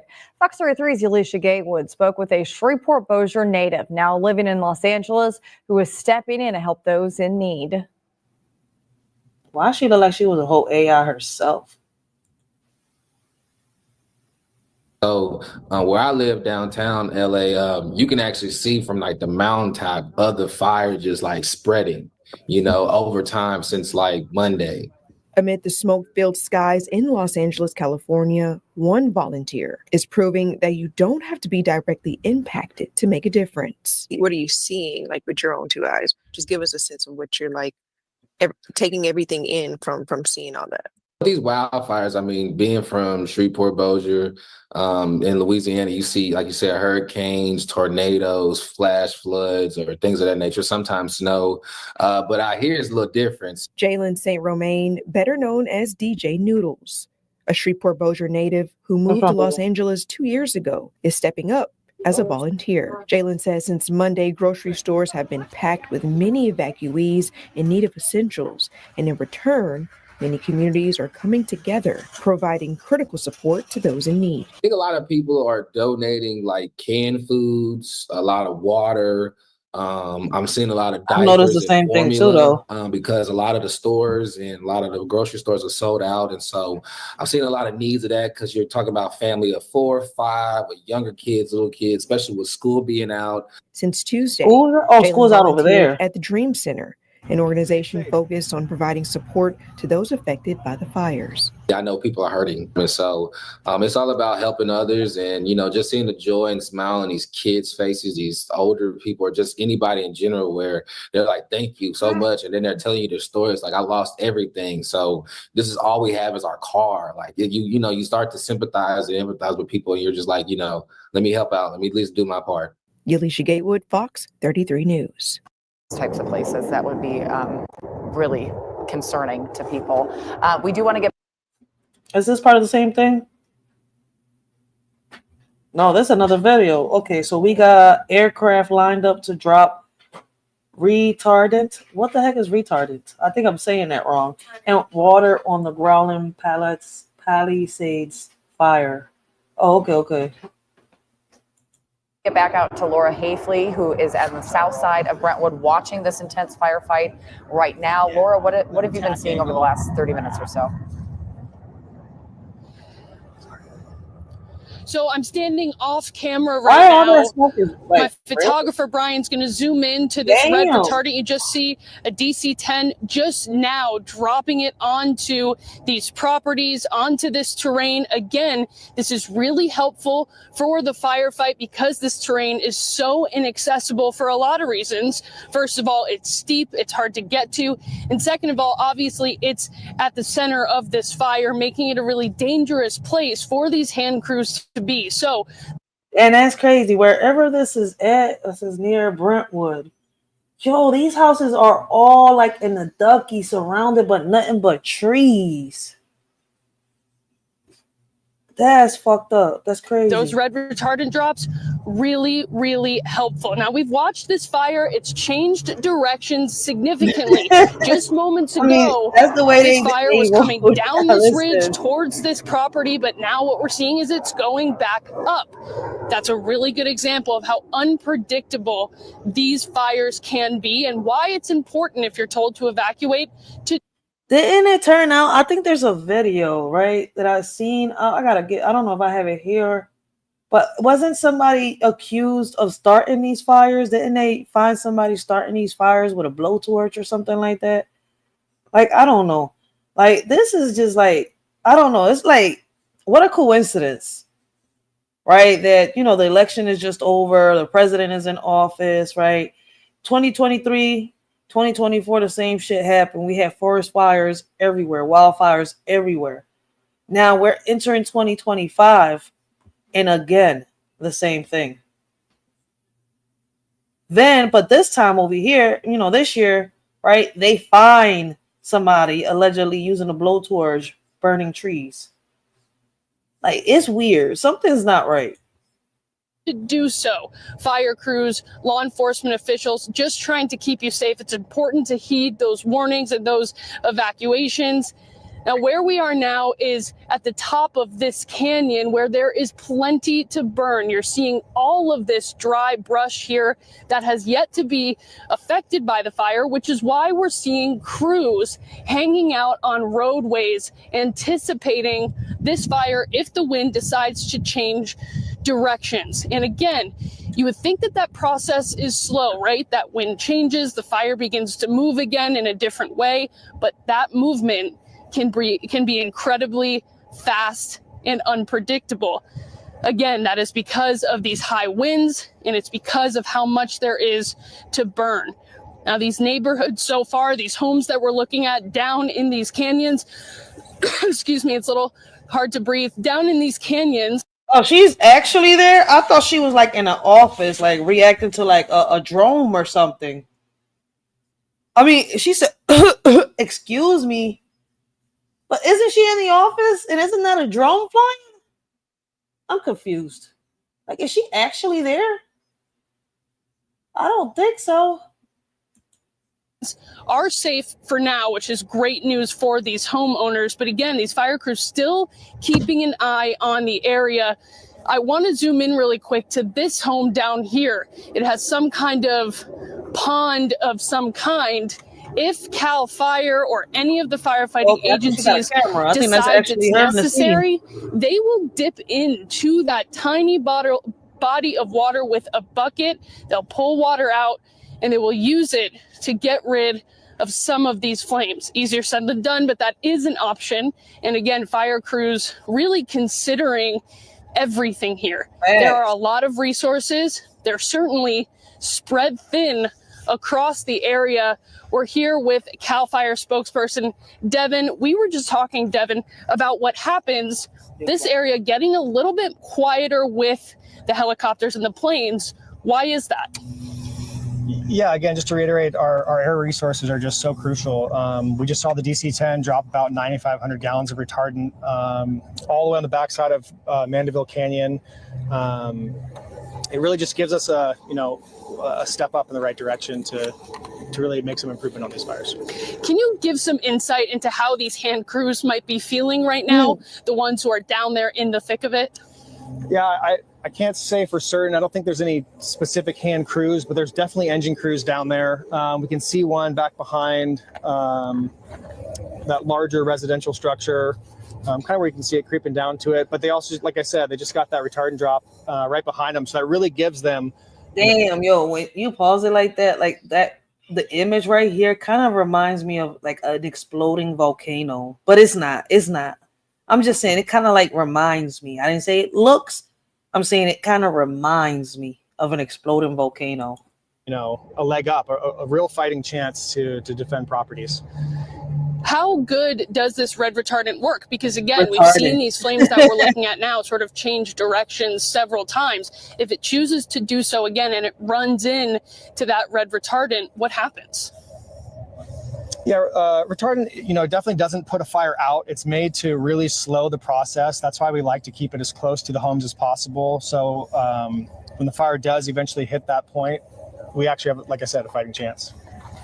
Yeah, so Devin, obviously, he's been firefighting for 10 years. Thank you for talking to us. This is a really tough battle. Guys like Devin, his teammates at CAL FIRE, all agencies across California doing what they can to get a handle on the Palisades fire and the other fires burning in the area. Again, really important to pay attention to those evacuation orders. Laura Hafley, KCAL News. Man, they should have more people working this, right? But I guess because they have all this money going towards out the Ukraine and the war and all that stuff, right? They don't have enough money for our people here in America. Like, something is off. Like I'm saying, this is what a coincidence, right? How convenient. Hey guys. Hey, who are you? How you doing?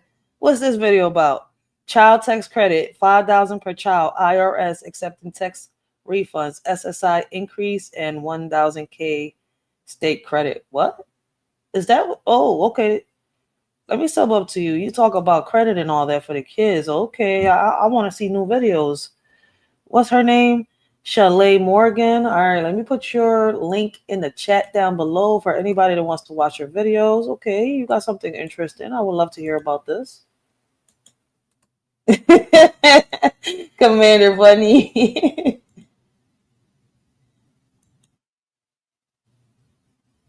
Hey. Hey, girl. Guys, it's your girl Shalane. I'm back today with another video.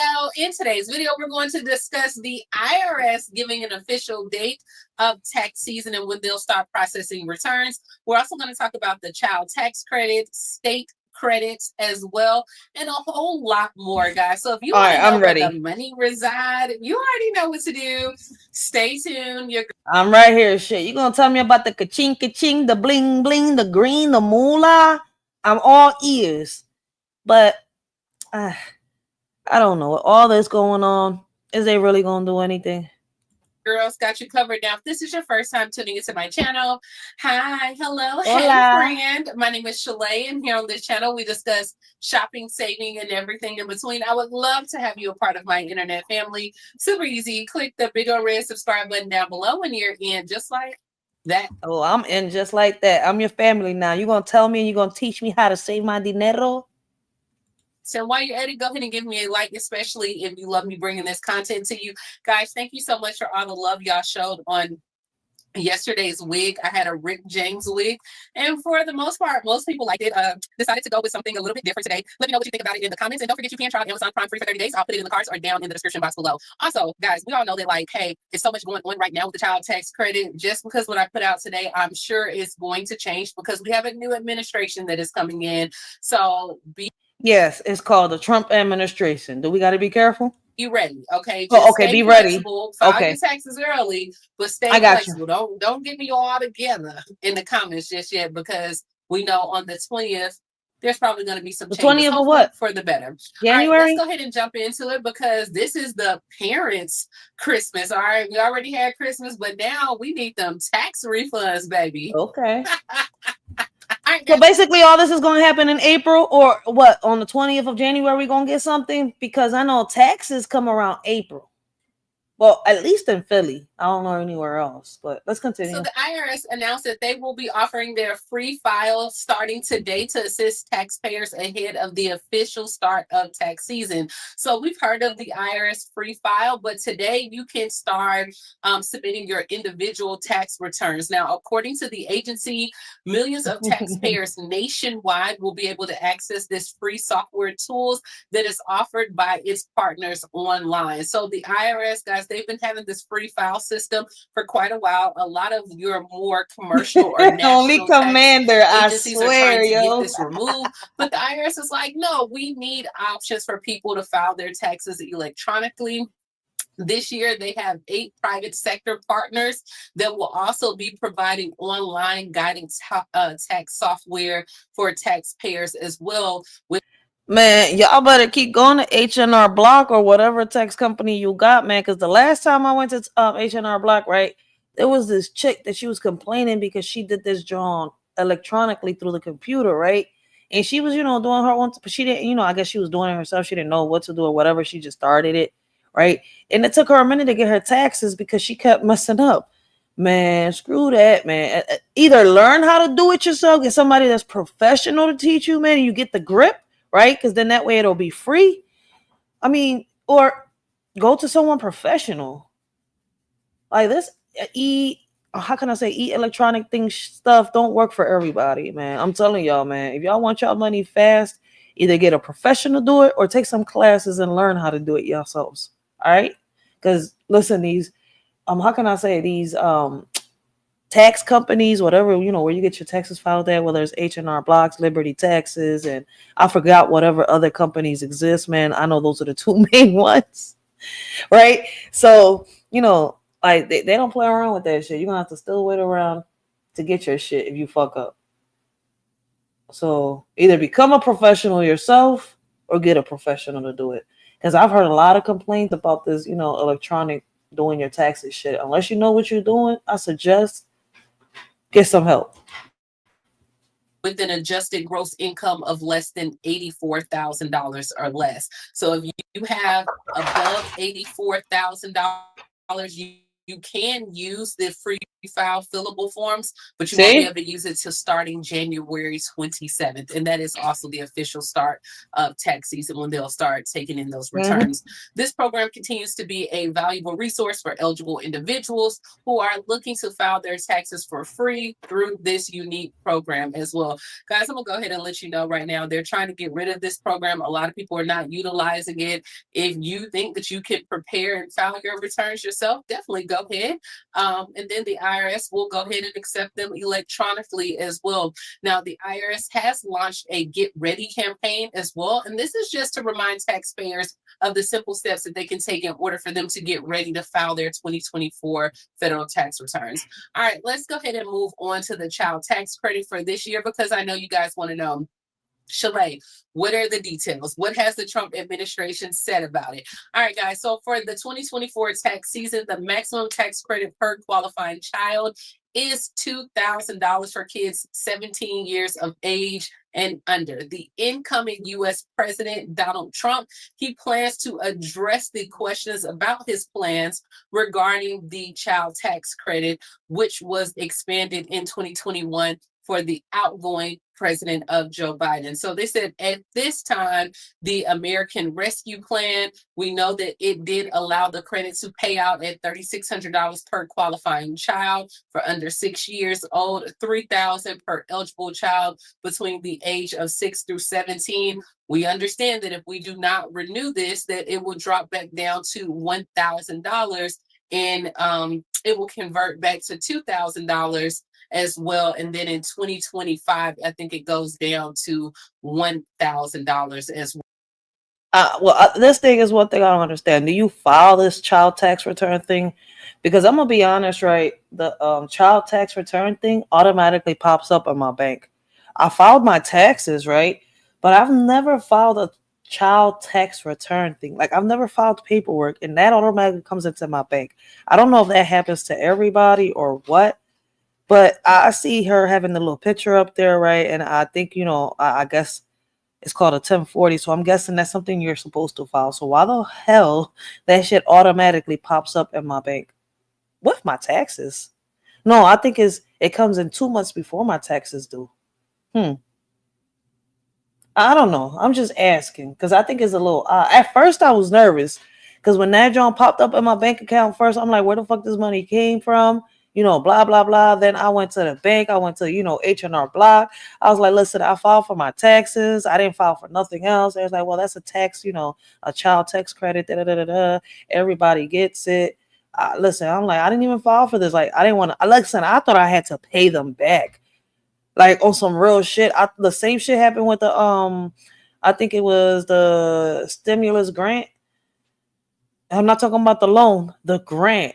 When I filed for fucking unemployment, right, around the COVID time, they gave me the grant. So like every month they was putting a certain amount of cash in my card, and it said grant, stimulus grant. So I was like, wait, I didn't even file for this. I filed for unemployment. So it was kind of like, crazy. I wonder if that's happened to anybody else. Well, so as of right now, they're fully aware of what is going on. Trump said he will consider a significant expansion of the child tax credit that applies to American families. And we know that his running mate or VP, J.D. Vance, he has said all throughout that he wants to expand the credit to $5,000 per qualifying dependent as well. So guys, as of right now, they are trying to make America affordable again. She And said with this, affordable they again. have I'm acknowledged they dead. need to collaborate with Congress to determine the viability of the figures as well. So it's unclear. I would think since they're coming in, he has a lot of executive orders that he's supposed to issue out his first day in office. We'll have to see January 20th. We're not that far off. I mean, you know, a few days, right? Yeah, but shit, you think they're gonna be able to make America wealthy again? I mean, shit, are we gonna still be in the middle of inflation? Will he bring the prices down on food? Because shit, with $20, I used to be able to get eggs, cheese, bread, milk, right? I used to even get some Nesquik with that, right? And a couple more things with $20. Now with $20, man, listen, I did a live I think it's been like 2 weeks already. I went to Cousins just to get some eggs and some turkey bacon. And I think I got some bread. I spent, what was it? Almost what? $16, $17 on just that. Like, I'm sitting here like, damn, on the eggs and the damn turkey bacon alone, I spent $4 on each. That was $8. I'm sitting here, you gotta be fucking kidding me. We used to be able to get like 2 cartons of eggs for like $3. Maybe more. Shit, not even the specials could save you. But also some things that are going on with SSI and SSDI. The IRS has raised the ABLE account deposit limit. So did you guys know that there is a way for people with disabilities that you can save money without risking your benefits like SSI or Medicaid? If not, let me go ahead and tell you about it, right? Okay, this is called the ABLE account. And in 2025, the annual contribution limit has gone up to $19,000, giving you more room to save. Now, guys, this is a game changer because anyone who's on programs like SSI, we know that they have a strict $2,000 saving limit. But with this ABLE account, you can save up to $100,000 and Medicaid stays no matter how much you have in the account. And here's why this is so powerful, because I did not know about this, right? Right now, in order for you to be eligible for an ABLE account anyway, your disability must have started before the age of 26. So you had to register for this before 6. However, this year that age will increase to 46, meaning if your disability began before your 46th birthday, then you will be able to open an ABLE account. This is not sponsored. This doesn't have anything to do with it. Listen, okay? Listen, Linda. Listen. No, the child SSI ain't go. I mean, at least not in Philly. The child SSI is almost $1,000 along with the adult SSI. The adult SSI is almost $1,000 too. Every child and every adult that receive SSI get a total amount of $900 and some change. An ABLE account will allow you to save for essentials like healthcare, education, transportation, and housing, all while growing your money tax-free. So just say if you are working, you can even save money from a paycheck. If your family decides that they wanted to give you some money, people can donate to this money. You can go and open you an ABLE account. And this is kind of like a savings account, but it allows you to get around because you could put up to $19,000 per year or $100,000 total in that account. So, but what's the catch to it? You know, I mean, in the past, people had a lot of money saved and they've had SSI or SSDI, right? And y'all have taken their checks away saying they've had too much money in their accounts. So what's the catch this time? All my people that's on SSI, SSDI, you want to take advantage of this because it's more than a savings account. It's a strategy. Now I get it, right? You probably don't even make enough to save. I got that. But if you are just say getting a back payment from SSI, or you're going to get some money from that settlement, or you want to gift somebody, you can deposit this money into an ABLE account instead of worrying about hitting that $2,000 limit. Currently, right now, the ABLE account is offered in 47 states, all which are open to individuals nationwide with a disability that onset before the age of 26. So did y'all know about this? No, I didn't know.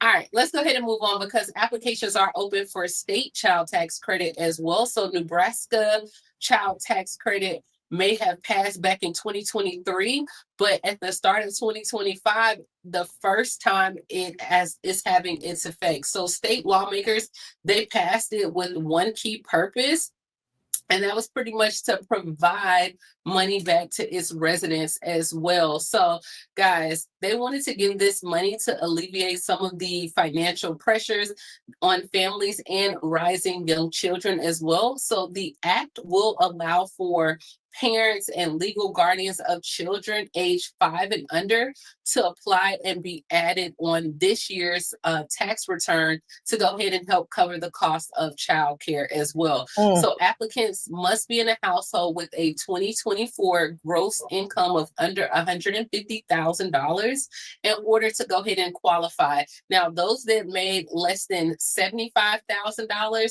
you have the possibility to receive $2,000 per child as well.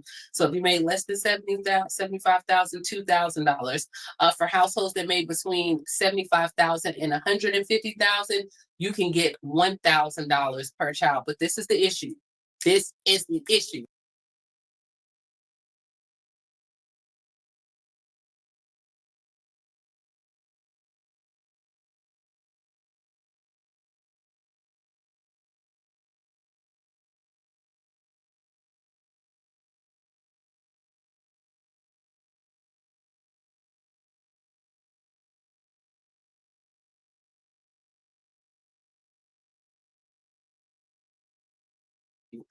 You have to submit it in a timely manner because they only have $15 million. The grant is only going to be for families on first come, first served basis. So guys, you got to take advantage of this one.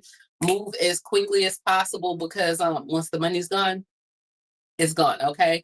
Now it is going to take some time for the Department of Revenue to go through the applications and approve them as well. But they said that process can be started on the child care tax credit page as well. So you can go to the Nebraska Department of Revenue website, and then they'll have the form where you can go ahead and fill it out with your 2024 gross income information as well. And then once you fill out that form, you should receive a response from the department approving or denying your request as well. So guys, it's only 15 million. It's a lot of children. It's a lot of families out here, especially within the next few weeks, who's going to want this money. So I'm going to tell you now, make sure you go ahead and apply. Don't forget, in New York, they're trying to give now up to $1,000 per child. So New York is definitely expanding their child tax credit as well. Remember back in August, they gave out like $330 checks as well, but now they're going to get more money because the governor has proposed expanding New York's child tax credit as well, and that will give an annual credit of up to $1,000 per child under the age of 4, and then up to $500 per child from the age of 4 through 16 as well. So this proposal, it does represent like one of the single largest boosts to New York.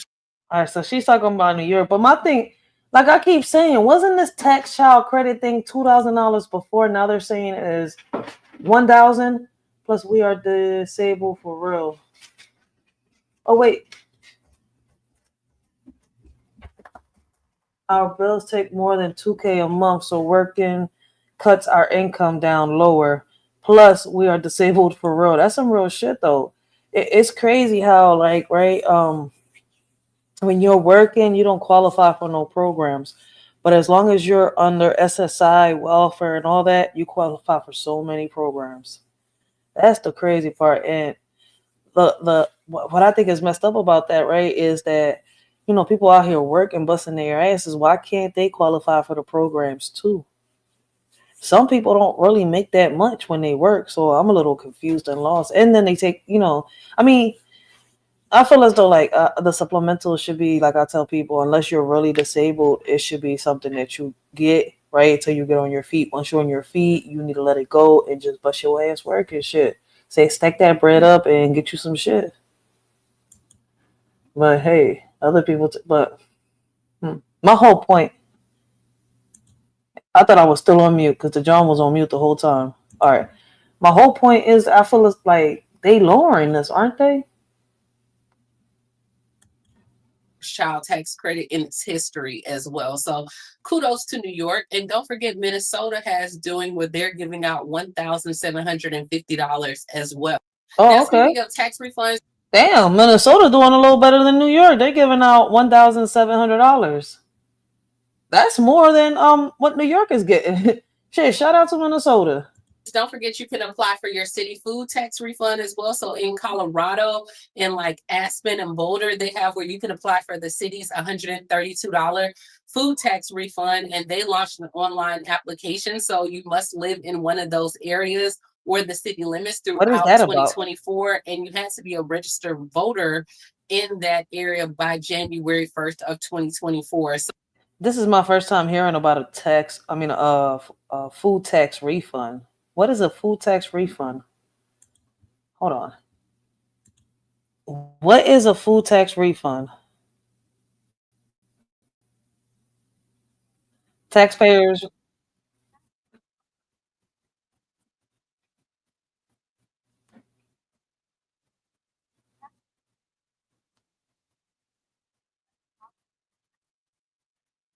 Oh, so they get cash back. All right. Taxpayers receive a refund when their total tax payments are greater.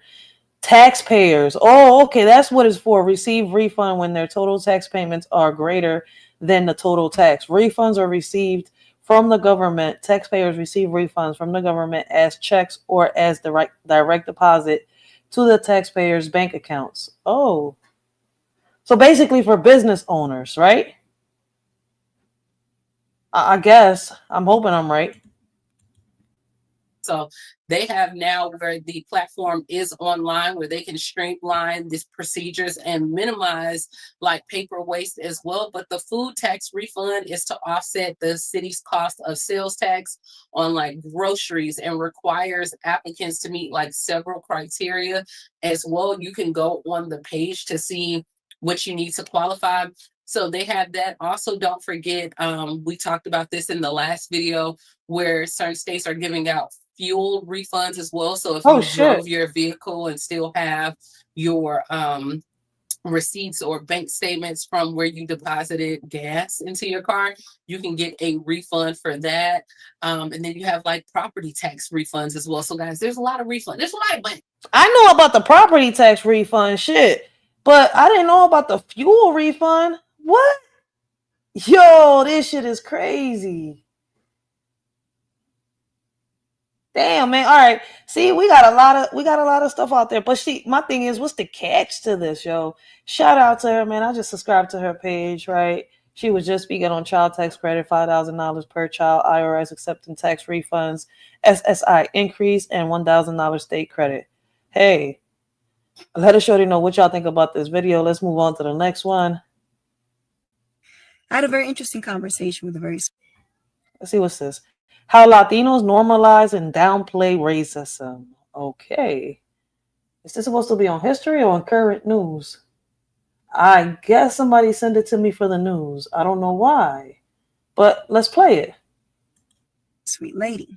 So this very sweet lady... I had a very interesting conversation with a very sweet lady. So this very sweet lady, Latina woman, who has a grandson. And she always checks in with me to ask me how my kids are doing. And I tell them, they're doing great. Praise Yah. And I always ask her, how's your grandbaby doing? And she says, he's doing great, but he thinks he's got a little girlfriend. And I said, oh, what's that about? And I'm like, it's so important for us to tell kids at this age, just stay focused. It's normal for you to like somebody, but just stay focused. Let yourself mature, grow up, don't rush, have fun being a kid. She agreed, great, right? So then she starts to tell me she's asking him about her and, he won't really tell her. Next day, she goes to pick him up from school and she sees the little girl and she sees that the little girl's brown skin. So she says to him, oh, papito, es negrita ella. Oh, okay. She's a little black one. Mm-hmm. Right. And her grandson says to her, Mama, usted racista. Like, Mama, you're a racist? And she said it caught her off guard when he said that to her. And I looked at her and I said, wow, I'm impressed that he said that to you. And I said, it's important for our kids, our young kids, especially now, to understand that you got to catch those things, and it's not right. You know, it's things that we're taught in our culture, but we got to, you know, stand up against those things, right? Because we are a very diverse people, and we are Afro descendants, right? And your country, just like the country where my family's from, we have people of all complexions and all hues, and we are all one. Facts, facts, facts. That's so true. That's so true. Right. So you can see in her face that she was, you know, kind of embarrassed. And she's like, no, you know, I was just, you know, kidding. I, you know, just laughed it off and everything. And, you know, I just said, I'm just kidding. I'm just messing with you, you know. And I said, oh, okay. So then she says her grandson says to her, you know, oh, but, you know, well, Grandma, you know, there's no white girls in the class, you know, and she's, you know, she's really pretty, you know, she's brown skin, but, you know, she's really pretty. So what I learned in that conversation, definitely, of course, is that how it's a perfect example of how racism is passed down, because you have this kid in this generation now who's aware of what racism is, right? He likes this little girl, and he's aware of what racism is, and he says this to his grandmother, who he loves very much, right? But because of her response, and because he respects her and he wants to please her, he kind of backpedals a little bit and says, well, okay, she is, you know, she is kind of brown, but, you know, she's really pretty, and there's really no white girls in the class. Oh, wow. To pick from. Wow. Put her grandson between a nail and a wall. Ain't that some shit? Trying to manipulate, brainwash her grandson into doing what she wants to. Like, I don't know, I guess into doing the things that she believes in, I guess. Or I don't even know how to break it down. This is crazy. Right? So it's an example of how racism really is passed down from generation to generation. And still you have people in 2024 that want to tell you that racism does not exist in Latin America. That's from a bygone generation. It's not real. It's just they're just ultra sensitive. You know, people just take things too far. You know, they don't understand the terms that we use, and that it's, you know, it's all just friendly and we don't mean it a certain way.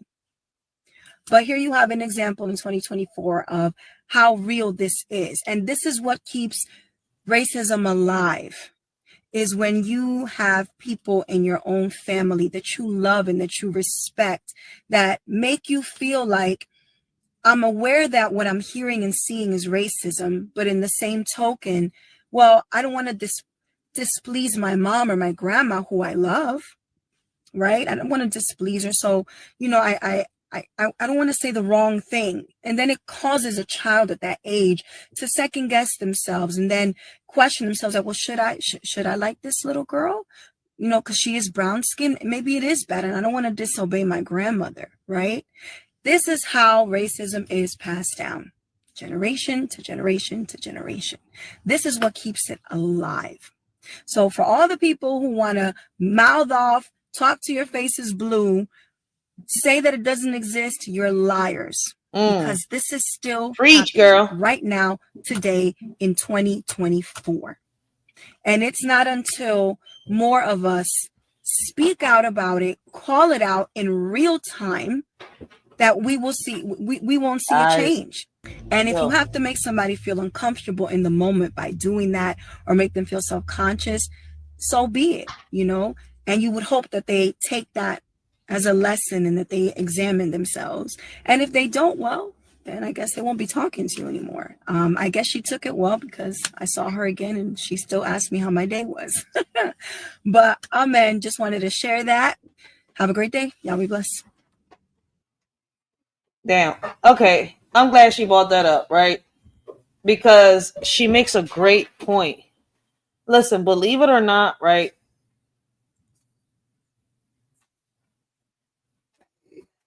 Believe it or not, right? My kid's grandmom is like that. She's racist to the core, right? And she listen, I know that, you know, to some people it may seem like, you know, when she said the story, right? Oh, she was just making an observation. Es negrita, no? But, you know, you got to watch it when you hear some Puerto Ricans and some Dominicans, right? Or some Cubans or some Venezuelans, or which, listen, you got to watch it when you hear them say stuff like that, right? Because to us, it may not seem something bad, but in reality, right? I feel as though that a lot of I'm talking about my kid's grandmom, right? I'm gonna put her as an example, right? I feel as though like she has racist tendencies, right? Let's put it like that, right? She has racist tendencies. Why? She has an issue with people that have, a dark skin complexion. A very bad issue. She'll call them cucarachas. She'll call them negros, sucios. She'll say that they stink and stuff like that, right? The very bad perspective. And here's my thing, right? I never understood it, right? Because she got together with somebody that was with dark skin complexion, right? And she had a baby, which was, my kid's father. And I never understood it. So, when we said something, oh, it's not like that, it's not what you think, but, es que, es verdad que los negros son sucios, siempre se pasan por ahí en la esquina vendiendo droga, no saben hablar. That would be her story, right? Oh, black people are always in the corners. All they do is, sell drugs. They don't respect. They talk back to you. I'm looking like, what makes us any different? You see Puerto Rican men in the corner selling drugs. You see Puerto Rican men dressing ratchet. You see Puerto Rican men that don't take showers and are dirty as hell. So what's the fucking difference? So yeah, a lot of Puerto Ricans, a lot of Dominicans and stuff like that, just like my kid's grandmom, just like this lady's story, right? Speaking on the little boy's grandmom, saying how, they do that. Then they'll make you feel bad. See, I have one of my sons are into, he's a white complexion, right? Just like his dad, right? And he's into dark-skinned girls, right? And yes, he's into black girls, not Puerto Rican, not mixed girls. He's into, black girls. So, I mean, it's fucked up to say it, and I don't want to say it like that, but, that's the only way I can get people to understand. He's into them. She has a problem with that. My thing is, why? I don't have a problem with her. She's pretty as hell. Why does he have to date a white girl? Why does he have to date somebody that's Puerto Rican just to please him? He has a taste. He has a preference.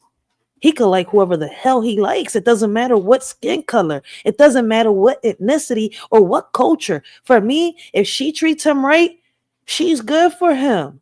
If they help each other build, they're good for each other. They respect each other. They're good for each other. Why should I get in the middle of that? And I'm his mother. So at the end of the day, like, I don't understand that. And yes, a lot of Puerto Rican grandmoms got racist tendencies. I've always said that. I hasn't been alive where I've been on that I haven't said that. And I still, to this day, I don't understand it. Because as Puerto Ricans, we come in different shades of color, from the darkest to the lightest. There's Puerto Ricans out there that look like they midnight. The fuck? So you're going to sit here and judge him too? Listen, we are our own worst enemies. We need to take a good look right in the mirror, talk to that person and get our priorities on check. The indigenous people are destroying themselves because most of us hate ourselves. And that's a fact. That's a fact. That's some real shit right there, yo. Hold on 1 second, guys. Give me 1 second, because I think my kids need my attention. Give me 1 second. Yes. Head, strings attached to their backs, they're easily led. My bad. My kids needed my attention. But yeah. So for some people, I just wanted to say that, right? I feel as though that, a lot of people in the Hispanic umbrella, right, under the Latino umbrella, right, have a lot of racist tendencies, and I feel as though that's a learned behavior that is passed on down, something that they need to get a reality checked on.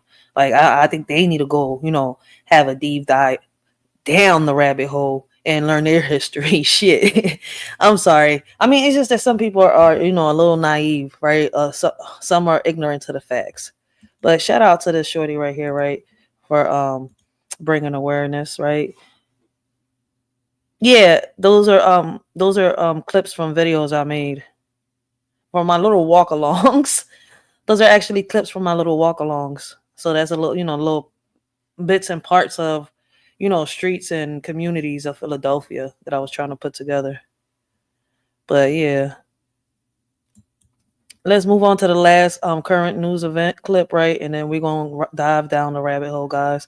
That's the last video for the current news before we dive down the rabbit hole. Remembered for so much. Thank you. All right. So we have a college student who sues after being expelled, accused of using Chat GPT on exam. Oh, wow. So this Chat GPT is firing back on college students. And this is not the first video. We have reacted to a video like this before. So I don't think it's uploaded yet. But yo, let's check this out. This is recently. This was uploaded 3 days ago. Yeah. All right. Let's check this video out. Damn, check. Told you failed exam because I failed exam because they suspect I used ChatGPT in exam, and ChatGPT is not allowed. Yang's case went before. Yeah, like how is that even possible? Like, I mean, unless they saw him use the ChatGPT, or I'm a little confused because they're not allowed to use that on the exams. That's why I'm over here like, wait. So it was actually during the exam. So I'm like, what was it that he like used it before the exam and got the answers and cheated or something? And no, it sounds like he was using it through it. But I'm like, how? Like why they wait for him to finish the exam to say that they suspect him using the ChatGPT? They should know if he used it, especially if he used a school computer. You're saying you suspect. Something's not right. For the U's Campus Committee on Student Behavior, who upheld the professor's findings, and ultimately he was expelled.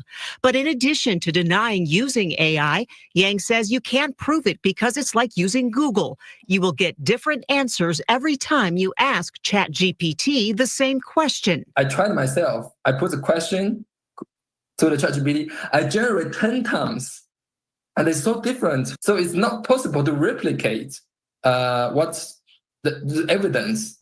So my initial reaction to this kind of evidence is that this should be never been used against any student using this method. In a defamation lawsuit filed in state court, Yang accuses the professor of submitting altered, possibly modified evidence to the university committee that upheld the professor's findings.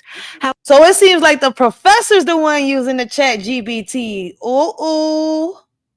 However, a forensic analyst at Seattle University that Yang hired to check the findings found that several things had been, in fact, changed.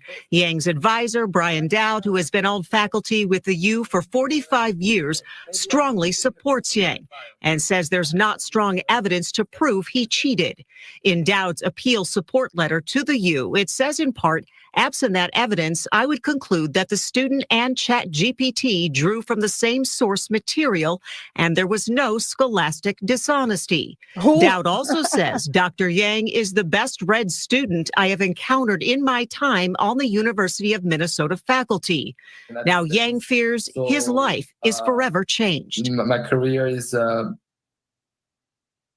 trajectory is dramatically changed. I still have to figure out. Furthermore, some more strong words from Brian Dowd's appeal support letter. He says, my final point concerns the treatment of Dr. Yang by faculty in our division. This is not the first attempt to expel Dr. Yang from our program. An earlier attempt resulted in the division writing Dr. Yang a letter of apology and university attorneys requesting an assurance from Dr. Yang that he would not sue the university. In over 4 decades in our division, I have never seen this level of animosity directed at a student. I have no explanation for that animosity. Yang is seeking $660,000 in defamation payments from the professor and to be reinstated by the university. The university said they couldn't comment in detail except to say that appropriate actions were taken in this matter. In the newsroom, Karen. That's bullshit, yo. That's a lot of bullshit because, yo, listen, I honestly feel that this has to do with the young boy being an immigrant. For real. I feel as though that, this teacher didn't like him and he tried to set him up for some reason. Because the boy just needed a little bit just to graduate to get to where he needed to, yo.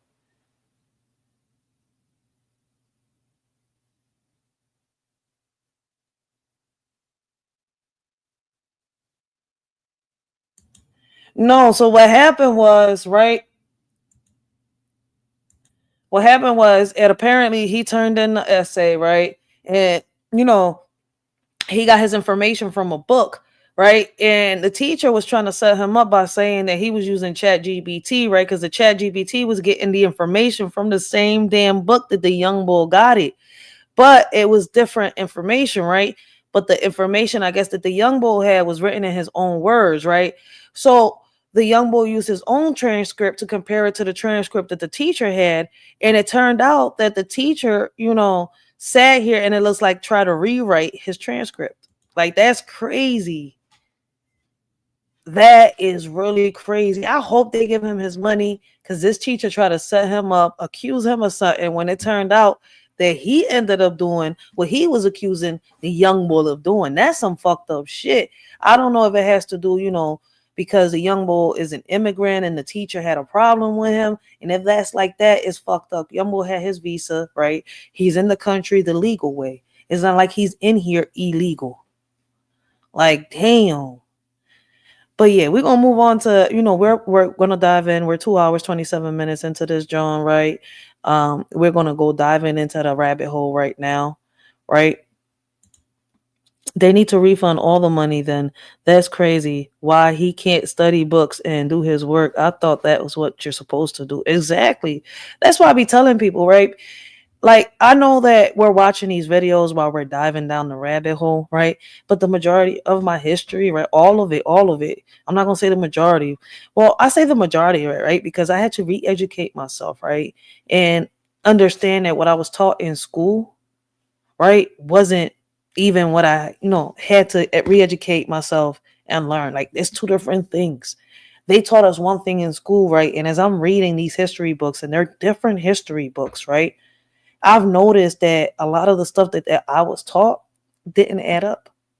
So I went through encyclopedias, I went through history books, to different Bibles. And listen, on the Bibles, I'm still on the Bibles. Like, I've only read certain passages, right? The Quran, I'm on the computer getting it translated to me because I do not know how to read it. I'm not going to sit here and lie.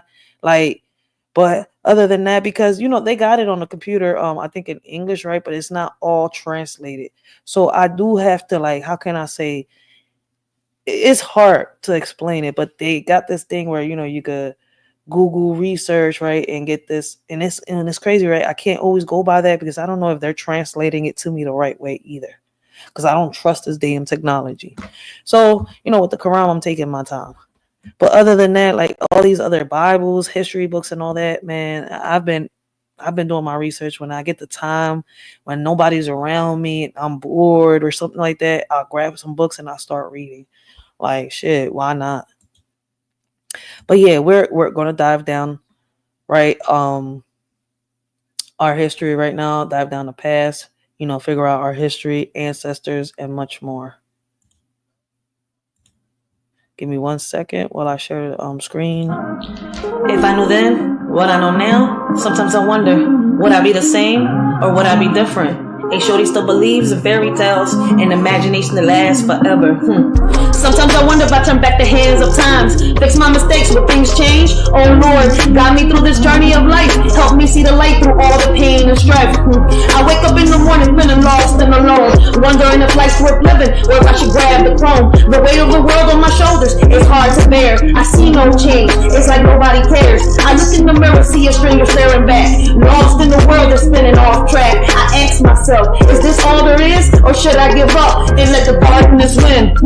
I see no change, just the same old game. Wake up in the morning, I ask myself, is life worth living, or should I blast myself? I see no change, just the same old pain, but I know deep down, I gotta break these chains. Sometimes I wonder if I turn back the hands of time, fix my mistakes, will things change? Oh Lord, guide me through this journey of life, help me see the light through all the pain and strife.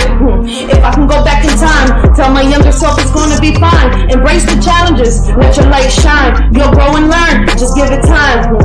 Hey young me, listen up, don't be afraid. Life's a journey, mistakes will be made. Chase your dreams, don't let them fade. Believe in yourself, you'll make the grade.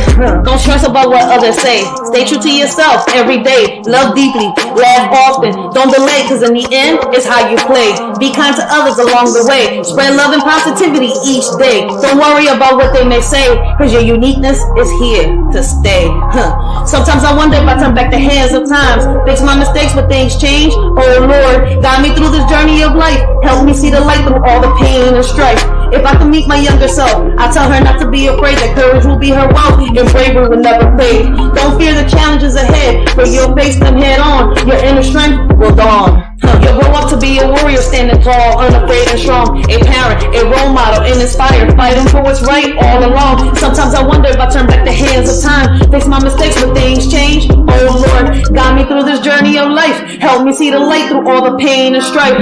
Looking back on all the roads I've traveled, regrets and lessons learned along the way, but still holding on to hope and faith that with God's grace, a brighter day will come our way.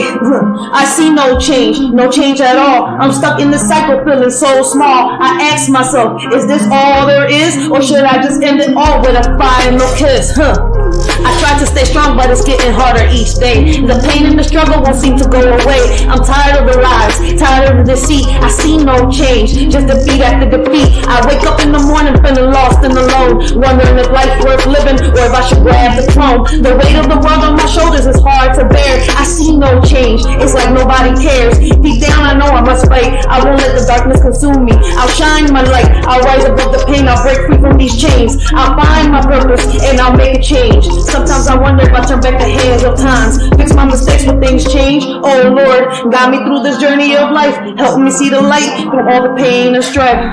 Sometimes in life we make so many mistakes, and we think that when we fall, we're not able to get up. We listen to those that, talk in our ear, tell us that they, are there for us. And at the end of the day, what's crazy? A friend ain't nothing but $1 in your pocket. Family is what you make of it. Family is not who you're born into. Alright? So we need to pick ourselves up and do what we gotta do. Life is not for you to sit around and wait for Superman to come save you. Only you can save yourself. Just like that.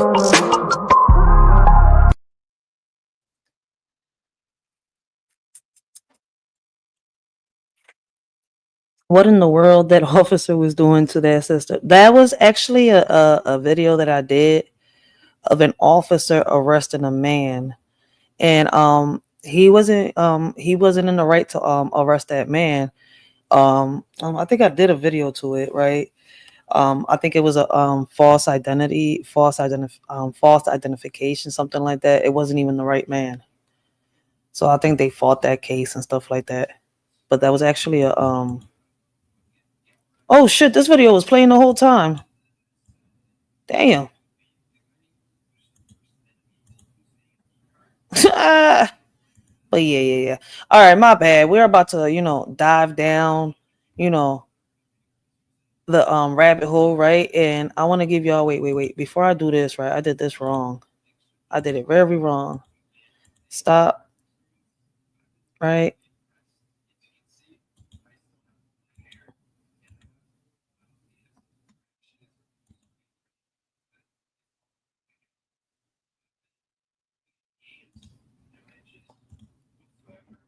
All right. So I'm going to play a little bit of this so that y'all can get a little bit of understanding, right? No, that was actually a dude. He had like dreadlocks on. All right, I'm going to play this real quick so y'all can get a little bit of understanding. This was part 4 of the dive down, us diving down the rabbit hole. My bad. I'm over here stuttering and shit. So I'm gonna play the beginning of this so y'all can get a little understanding. Big shout out to Pink, yo, man. Hey, what up, everybody? I hope all of y'all is having a blessed and humble morning. Continue to have a blessed and humble day. This y'all shorty Racheal. I want to welcome everybody to the Writers for Life. Brings you the Let's Talk About It podcast, right? Listen, man. We've been talking about history, right? About our ancestors' roots. It's going already a week and some change, right? Already. I'm gonna say it's already a week and a half, going on 2 weeks. We've been talking about history. We've been diving down the rabbit hole, right? Learning our history. So Today, right? Today we're diving deeper into history. We'll explore events involving ancestors, presidents, and wars. Our focus is on learning, sharing perspectives, and potentially finding solutions. Let's keep the conversation respectful and avoid negativity, all right? I'm incredibly grateful for all of my subscribers. Your support means the world to me. Join me as we uncover the past. Feel free to share your thoughts and insights throughout the discussion. I am excited to learn from all of y'all, right? I've said it time after time, right? I love learning. I love history, right? These are topics, right? I've been listening to a lot of lives, a lot of platforms. These are topics that we be having out here, right? As I call them, hood conversations. When it gets nicer outside, right? You know, Shorty goes out there, she does do the lives, right? So y'all will hear more hood conversation, us talking, you know, and like we talk about history, we talk about the past, the present, the future, our kids, right? What goes on in our community, current events, and much more, right? Those be the hood conversations, or you know, we plan. Listen, y'all get the whole point, right? So we've been diving deep into this, right? We've been learning about the ancestors, right? We haven't gotten yet into the presidents or the war. I want to take a minute and thank everybody, right? Those that have sent me videos, right? Y'all have DM'd me these videos, and I appreciate y'all, yo. Like, we have so many videos that we're gonna be reacting to today, right? Today's no different. Today's no different. All right. So I do know we're gonna start off with this video, right? It's called A History of the Mosey People, right? All right. So we're gonna get off of that, right? And so that I'll just put that there so that y'all can see, you know, what we've been talking about lately, right? So we've been diving deep down, right? We've talked about our African ancestors, our indigenous ancestors, right? We've dove down a Shorty's roots, right? The Taino roots and everything, right? If y'all watch that live, y'all will get a little better perspective of my opinion and much more. On that live, we also dove down, you know, some of the history of some of the presidents, right? The slavery, a little more into a Shorty's roots, right? And a little bit into the war. I wonder if Mr. Rivera is still at the middle school I went to. He did history class. I loved that class. History class was the best. Yo, I was just so lucky that I had, you know, great history teachers that drew my attention to it, right? Because I'm not going to sit here and lie. I had like 2 or 3 history teachers that were boring as hell. But the majority of my history teachers, yo, I loved their classes, man. There's no way in hell you took me out their classes. Hold on 1 second. Let's share the screen again. My bad. Hey, that's not it. Did I close?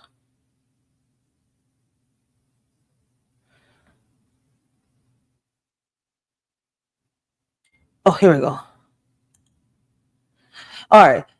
So we're about to get this started, right? We've dove into different roots, right? Different parts of the past, and we're going to keep diving into it. Maybe along the way we could, you know, decipher the truth, right?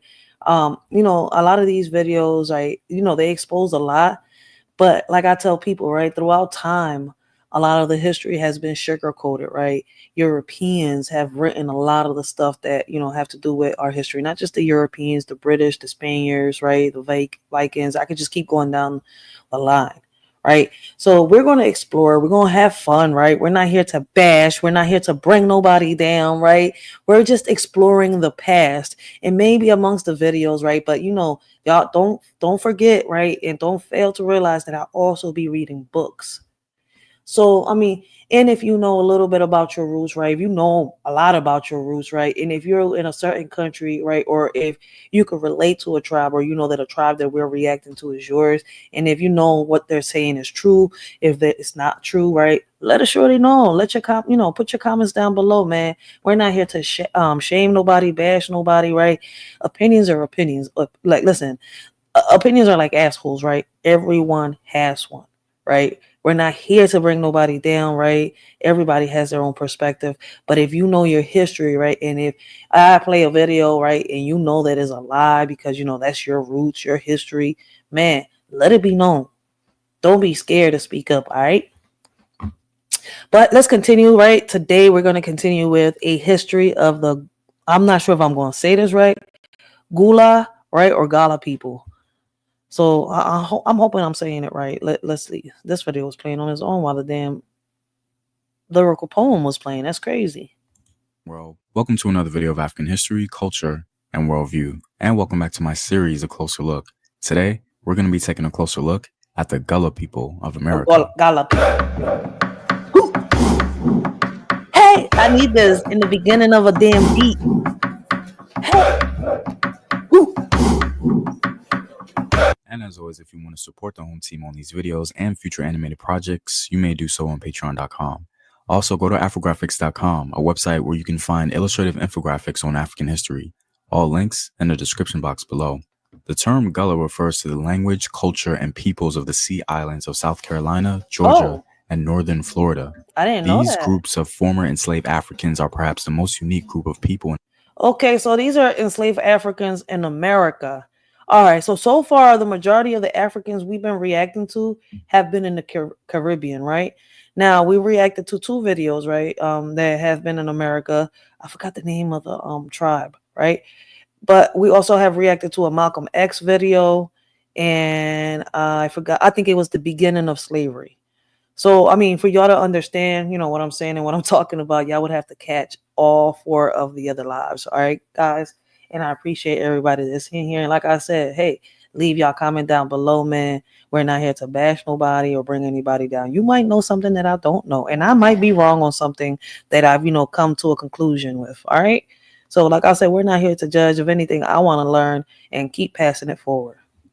In America, because of their rich culture and because they've been here for so long. For the Gullah people, economic and social isolation created a unique Creole culture and society amongst them. In Georgia, Gullah people are sometimes referred to as the Geechee, a name derived from the nearby Geechee River. The history of the Gullah people. So when I hear people talk about the Geechee, this is them. Okay. Began with the large-scale migration of Caribbean planters to the South Carolina and Georgia Sea Islands in the 17th and 18th centuries. Relocating en masse with their newly enslaved and seasoned Africans, local planters reestablished absentee plantations where interactions between blacks and whites were limited. As early as the first decade of the 17th century, enslaved and free black people outnumbered whites in the region, and by the 19th century, the number of enslaved black people inhabiting the islands had grown to 80% of the local population and over 95% in rural pockets along the coast. The unusually large numbers of newly arrived enslaved Africans and African Americans in the region played a very important role in the development of the Gullah culture and language. This population, combined with their relative isolation from the rest of the country and other African Americans, fostered the Gullah culture and language. Some can even make a fair claim that the Gullah people are a subgroup or branch of the African American populace. The Sea Islands, which consist of several hundred low flat islands in close proximity to the South Carolina and Georgia coast, range in size from the small to larger islands located off the coast of urban centers. And that's true, because one thing we've learned, right, within these lives, right, is that everything started off with African tribes and indigenous tribes. The African tribes, right, along the somewhere along the line in history, right, started separating each other, right, and also started mixing and mingling with the natives, right, the indigenous people, right. I mean, that's how the Tainos came about, right, because the Arawaks got, I wonder which African tribe the Arawaks mixed and mingled with to make the Tainos. I'm a little curious now. Because if most of y'all that don't know, I come from the Arawak tribe, right, which went later along the line throughout history, went to Tainos, and we could keep going. But damn. But we do know that they all traveled to different parts, right? They scattered, right, different parts of America and different parts of the Caribbean. That's how you got Africans in Puerto Rico, Santo Domingo, Cuba, Venezuela, Honduras, Haiti, and they originally was in Haiti. But y'all get my point. My bad. I didn't mean to, be a little extra on that part. I don't know where I threw Haiti in, because they was already in Haiti. They went from Haiti to Puerto Rico too and scattered. So, damn. This is crazy. So we've learned about the the Islam tribe, right? We've learned about the Tainos, the Arawaks. Now we're learning about the Geechees, right? We've learned about the Moors. We've learned about so many tribes, right? We've learned about, what was it, the Haitian tribes, right? The Mexicans, right? The Black Mexicans, right? We've learned about so many tribes, yo. Let's just continue. Like, damn. We really was lied to in school. We really have to re-educate ourselves. This is crazy. Well into the 19th century, the islands had limited contact with the mainland, creating a cultural hotspot for the various Black peoples that gathered You there. said, have your The blood coastal too? isolation of the islands also facilitated the continued importation of illegally imported Africans who were sold to Sea Island planters as Oh, late snap. as 1858. The Gullah language consists of several regional dialects. All right, you gotta leave your channel down below. All right. Leave your link down below. I want people to go check you out, man, because you always got some knowledge to spread, yo. Wait. I hope I get his name right, because it's been a minute since I've said it, and my baby pops had got me to pronounce it right earlier. I feel like I'm in kindergarten and I need a teacher. Oh my God. He said, what was it? Jigwaba.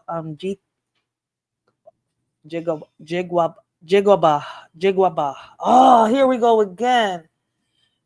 He gets it, man. Listen, I'm gonna get it. I was saying so perfect earlier, man. I'm mad at myself right now, man. Rachel, get a grip of yourself, yo. I need to get smacked. I smacked myself, man. Like, what the fuck is going on? Yo, you said his name so perfectly. I need to go on timeout. Dialects, and can even sometimes be unintelligible to standard English speakers. Colonel Thomas Wentworth Higginson, abolitionist and author of Army Life in the Black. But I'm glad he said that though, man. For real, because I didn't know that. See, I'm still diving deep into the Arawak tribe and the Tainos and much more. Because, for the people that don't understand, right? I'm a descendant of the Tainos, right?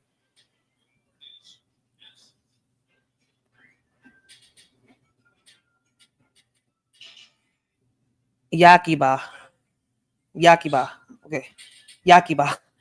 All right. For those of y'all that don't know, right, I'm a descendant of the Tainos, like I keep saying, right? And I always wonder, right, because they say that the African tribes and the Moors, right, got together and they helped the rest of the surviving Tainos, right?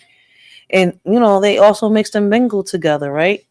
And voila, here we are. They got descendants in Puerto Rico. They got descendants in Honduras, Cuba, Colombia, Venezuela, Santo Domingo, right? And Dominicans got more African blood than Puerto Ricans do. Crazy part about it is the majority of them deny that shit. Neither one should deny their ancestors, but they do it. I don't know why. To this day, I be trying to figure it out, yo.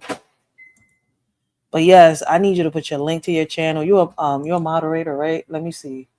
I hope I got you as a moderator. Yes, you are. You can leave the link to your channel down below, man, so people can go check you out, because you be having a lot of knowledge, yo. Black Regiment was among the many Northerners who remarked on the unique grammatical cadence and vocabulary of the Gullah people during and immediately after the Civil War. When folklorists were able to interview residents, Native Africans and other former enslaved Black people were still alive to share folkways passed down from their recent ancestors. The Gullah people's contact with Africans reinforced beliefs and practices passed down centuries before. However, events of the 19th century also contributed to the development of Gullah culture. Immediately following the American Civil War, many whites abandoned their Sea Island plantations, leaving large numbers of enslaved people and freedmen with unregulated access to land. Precipitated by the arrival of Union troops and Northern aid workers, the islands became a testing ground for post-war programs that sought to integrate free men into free society. As white flight to the mainland further isolated the islands, inland African Americans seeking land brought language and culture from the outside to the region. Although some whites regained rights to their land after the war, the experiences of wartime land ownership helped limit the effects of Black out-migration after emancipation. Once someone hears the Gullah language, it becomes hard to forget. The Gullah language represents a blend of European, Caribbean, and African elements acquired during the 3 centuries of the Atlantic slave trade. Contrary to the beliefs of 19th century scholarship, Gullah is not a simplified version of English, but a complex blend of English and several African languages. A pioneering So they more African than European than anything. figure concerning the African influence on Gullah language is an I'm talking African about the American language. linguist named Lorenzo Doe Turner. His work carried a debate for generations to come Lorenzo Doe and Turner. has undoubtedly stood the test of time.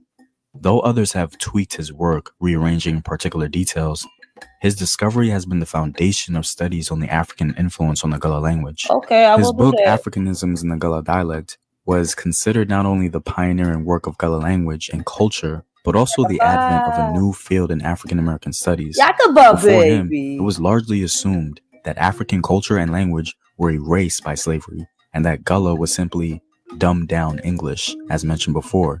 He was the first to connect the Gullah dialect to its African origin. Oh, wow. Turner That's crazy. So it's kind of like in Puerto Rico, right? Listen, would y'all believe that? Listen, my whole life, right, I was told that I wasn't speaking proper Spanish, that my Spanish is messed up. I mean, and I thought that people was right because I didn't start learning Spanish until I was 15, right? But, you know, my mom had her combination, my cousins and all that, right? My baby pops when I started learning. And I'm going to be very honest, right? My Spanish was slang. But I just recently learned that the slang Spanish was nothing more than my native tongue. And I was like shocked. I'm like, wait a minute. So you're telling me that every time we said nítido was words that the Taínos use? I didn't even know that the basic word hurricane that we normally use in English, right, was part of the Arawak language. I'm over here like, oh shit. So you're telling me my whole life. I just want to smack everybody to say, yo, you're speaking some fucked up Spanish. I'm like, for real? They like, yeah, your Spanish is fucked up. It's not proper. So I'm like, damn, man, but this is how I got used to talking. The whole time I'm speaking my goddamn native tongue. It's like, yo, they played the shit out of me. Made me feel like shit, yo. Yes, Afro-Asiatic. Blessings, blessings. We got the beautiful Miss Chicago in the building, yo. I was gonna say make sure y'all check out Miss Chicago, but she don't even got a channel. But blessings, blessings, Miss Chicago. Welcome, welcome, welcome. We diving down the rabbit hole again, going down in the past, learning our history about the ancestors, wars, and presidents. The last live we did do a little bit about the presidents and the wars, yo. But today I didn't know we was gonna start off with the Geechees, yo. I mean, listen, my whole I'm not gonna say my whole life, right? For the past couple of years, I've been hearing Geechee, right? About the Geechee tribe, and I didn't know what the Geechee tribe really was because I just hear everybody say Geechee this, Geechee that. I'm a Geechee, and I'm like, I wonder what the tribe is. So the whole time is the Gala tribe. Damn, man, I learn something new every day, yo. But let's continue, yo, man. This is fun. Believe it or not. Debate from one based on speculation to one based on demonstration. Turner identified Africanisms in personal names, everyday conversation, and words heard only in songs, stories, and prayers amongst the Gullah people. He proclaimed that there were several African ethnic groups that contributed to the Gullah language.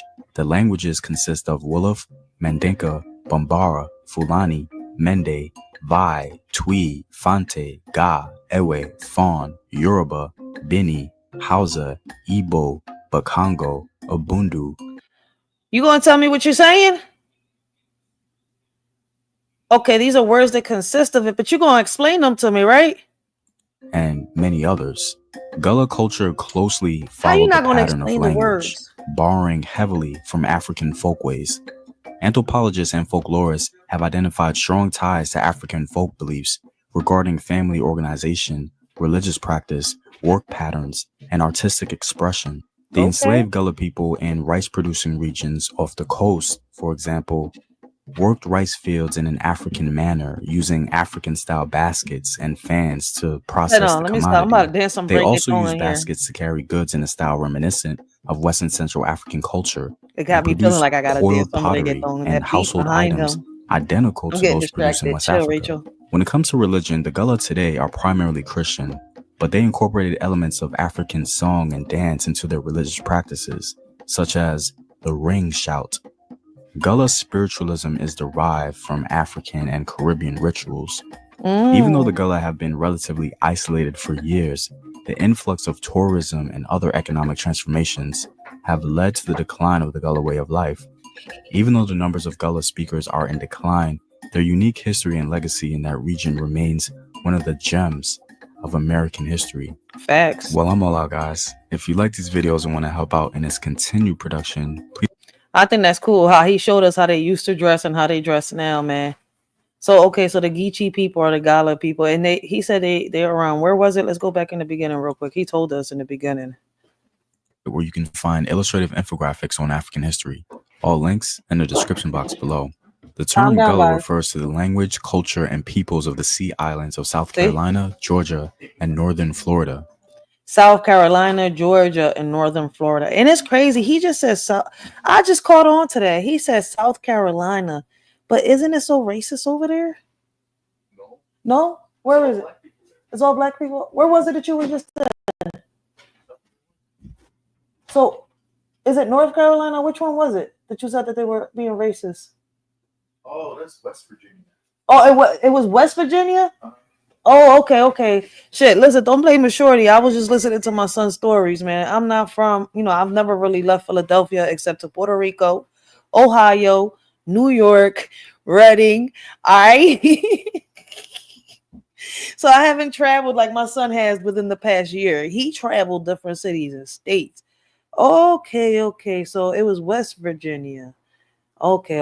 Listen, man, I was getting curious, like, damn. All right. We all favor one another. Go back. Carolina was a safe slave port. Okay. Igabo, Jaruba, Fun are all from one house. Okay. So, man, I didn't know this. But yeah, so they from Georgia. Let me see. He's gonna tell us the places now. My bad. I shouldn't have did that.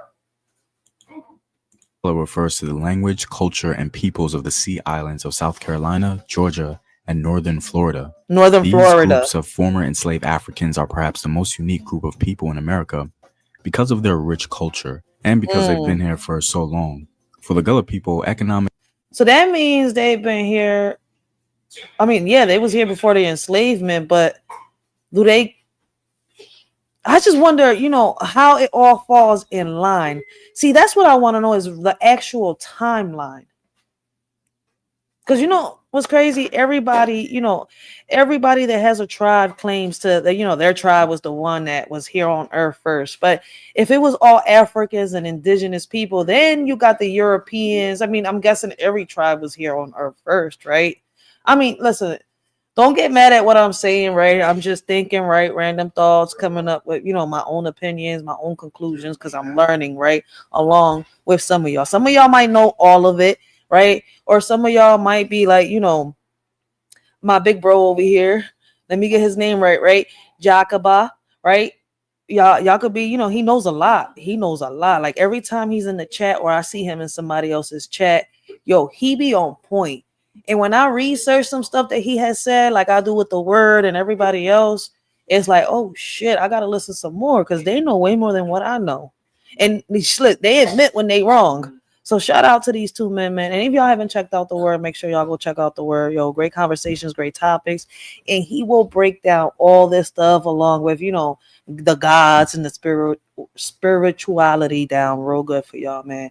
I can't do that. I could review and react to our past, but I cannot break our past down, only just to, put the pieces of the puzzle together, but to get a better understanding. Yeah, I might want to go watch Yakaba, right? And the word for real. They got more knowledge than this is my whole point, man. I'm learning as I'm going. So I appreciate you, man. Like for real. Let's move on to the next topic. We just learned about the Geechees today, I really like that, man, because I be hearing a lot about the Geechees, but not really the history behind it. So I like that. I think it's good. All right, so what we moving into right now? We got the African leaders that refuse to back down from colonists. All right, so let's find out who were the African leaders that refused to back down from colonists. Damn, man, our ancestors had a deep, dark past, yo. No wonder they hid this from us in our schools, yo. We often hear about certain African rulers like Queen Nzinga and King Menelik who refused to back down from the colonizing efforts of Europeans. But there were many African figures on the continent who also fought against colonial powers. I may make videos like these into a series because there are so many little known figures. And so today, I'll start with 3 African rulers who courageously fought for independence. Hey, I'm gonna skip it. What up, African world? It's Home Team here, and welcome back to another video of African history, culture, and worldview. By supporting this channel on Patreon, you're helping in the creation of these videos and supporting this content. If you'd like access to full courses and sources, or you simply want to show your support, you may do so by clicking the Patreon link in the description box below. Let's begin with Queen Ndate Yala from the Kingdom of Wallo in Senegal. Queen Ndate is... All right, so if y'all know y'all history about the Queen Ndate Yala, yo, let us shorty know if he's on point with what he's saying. So far, it seems like this bull right here. Did I subscribe? Yeah, I did subscribe to him on the last live, right? Home Team History is on point with his history. Is considered one of the greatest rulers in Senegalese history, and she's perhaps the most famous woman in 19th century Senegambia. She played a crucial role for the sovereignty in her region. After the fall of the Jollof Empire in Senegal, various kingdoms began to seize power in the region, the Kingdom of Wallo being one of them. Wallo wanted to maintain their assets, especially against their French neighbors in St. Louis, who wanted to rid themselves of the expensive trade and customs dealings with Wallo as goods. He just say St. Louis? Oh snap! I would have thought this would have been like around either the Caribbeans or around like, you know, towards Egypt or no. He said St. Louis. Oh, what year is this? Had to pass through their country in order to perform business. Commercial expansion in West Africa was very important to the French, and so pressure was mounting. Queen Ndate Yala came to power during this boiling point. In 1847, Queen Ndate remained stern against the French as she continued to tax the French every time they passed through her land. After French protests, this is what the Queen had to say: "We have wronged no one because the country belongs to us and we must govern it. It is we who guarantee the passage of livestock in our country. For this reason, we will take a tenth and we will never accept otherwise. St. Louis belongs to the governor, Cayer to the Damo, and Wallo to the Brac. Each of these leaders governs his country as he sees fit." What country is this? The Queen was well aware of French ambition and did not allow any concessions with them. As new French settlers moved into the region, they increasingly refused to pay tribute to Wallo, and the Queen decided to act. Queen Ndate did not hesitate to plunder the island around St. Louis Island, where the French settlers were, and she forbade any travel into her region for trade. The French decided that the only... Hold on, I gotta find out where St. Louis Island located at. Where is St. Louis Island located at? Paris. Okay, so now it's known as Paris. I wonder if it was Paris back then. Well, yeah, because he's saying French. All right, so they was in Paris. All right. Only way in which to have any economic advantage in the region was to take Wallo.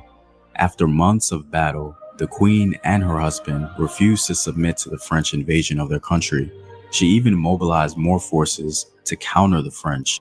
In 1855, French forces and their African allies were too much for the Kingdom of Wallo. Even in defeat, the Queen still tried to rally the troops. She fought until the very end. So you're telling me, whoa, they always made us think that the queens were white over there, like in London and all that, right? But there was a black queen at one point. Oh snap! I never knew this. And she fought for freedom? No, she refused. That refused to back down. Okay, she refused. Yeah, she okay. Shout out to the Queen. And Her loyalty and dedication to her people is testament to her great legacy, and she's honored in Senegal today because of it. Next, we have the only successful ruler to resist colonial aggression And who was on our it? list, Shangamire Dumbo. In the Quagmire? 17th century, Portuguese ambition became more and more clear in the Zimbabwe area. The Portuguese began to dominate the area south of the Zambezi River, especially because the kingdom of Mwene Mutapa was declining due to succession disputes. This decline prompted local princes to ask Portugal for aid in Are they still in acquiring Paris? the Mwene Mutapa throne. With the decline of Mwene Mutapa and more Portuguese control, No, local he's saying Shona rulers developed their own armies. One of these rulers distinguished himself militarily, and he became known as Shangamire Dumbo, the ruler and founder of the Rosby Empire. They were known as the Destroyers because they destroyed everything in their path, including the Portuguese and their African allies. By the 1670s, the Shangamire, or ruler, and his men became a major force in the northeast Zimbabwe plateau. He challenged the Portuguese near the Zambezi River at the Battle of Mongwe, a battle in which he was victorious. Yo, these were the rebels of the past. This shit run through our genes, yo, man. I don't call myself a warrior for no reason. I guess that shit run through my DNA, man.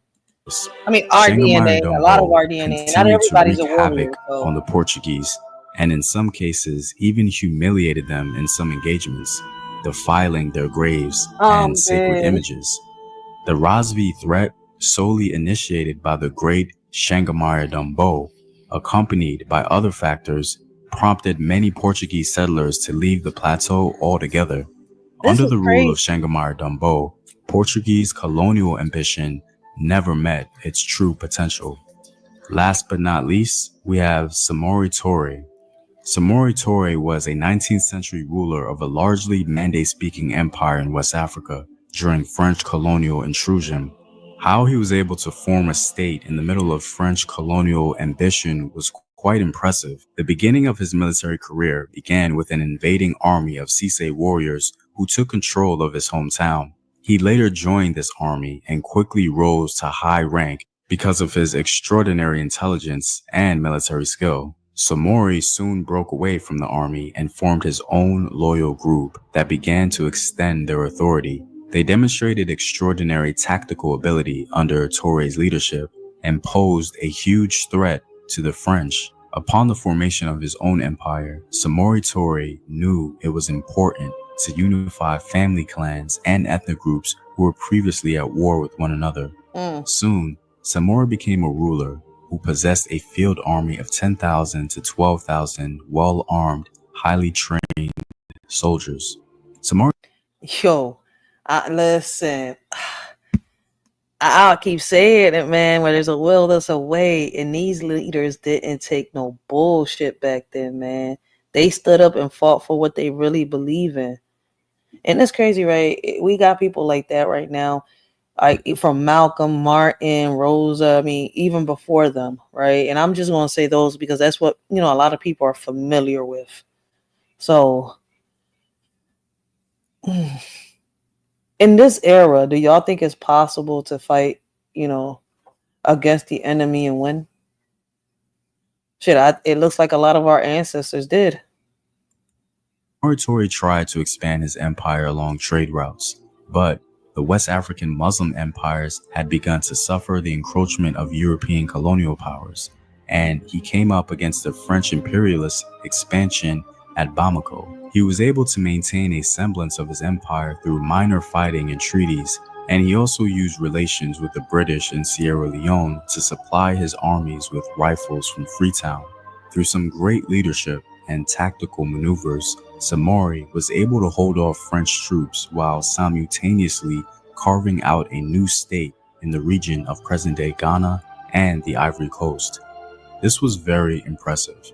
Because of his accomplishments, some scholars compare him with other great conquerors in world history. The French and their African allies eventually got the upper hand in 1898 and finally ended Samori Toure's empire. Samori Toure.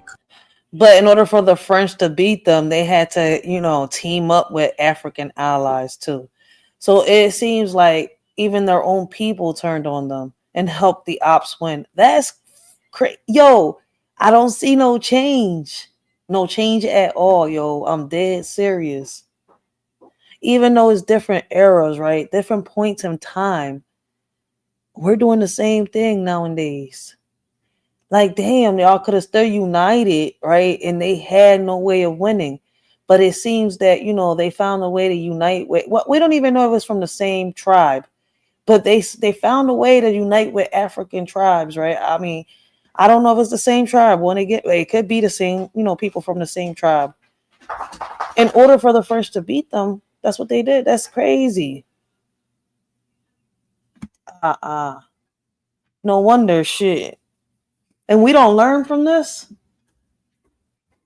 Could have easily given in to French colonialism in attempts to position himself as a sort of puppet ruler to aid the French in maintaining power, but he chose to fight, unify, and advance African sovereignty. And he and all the others in this video should be remembered for that. Well, I'm all out, guys. If you like these videos and want to help in this continue. Yep. I do like these videos. I'm about to move on to the next one, but I'm checking the comments. Blessings, no drama, no problem. How you doing this morning? I think I missed you. I'm sorry. I didn't even know you was in the chat. I apologize for that. Blessings. And I hope, you know, you have some good sleep tonight.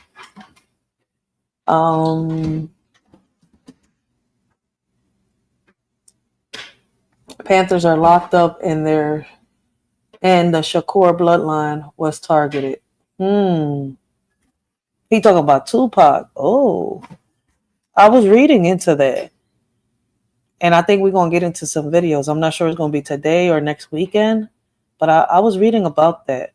So I'm going to see if the videos match up with what I was reading in the book. And,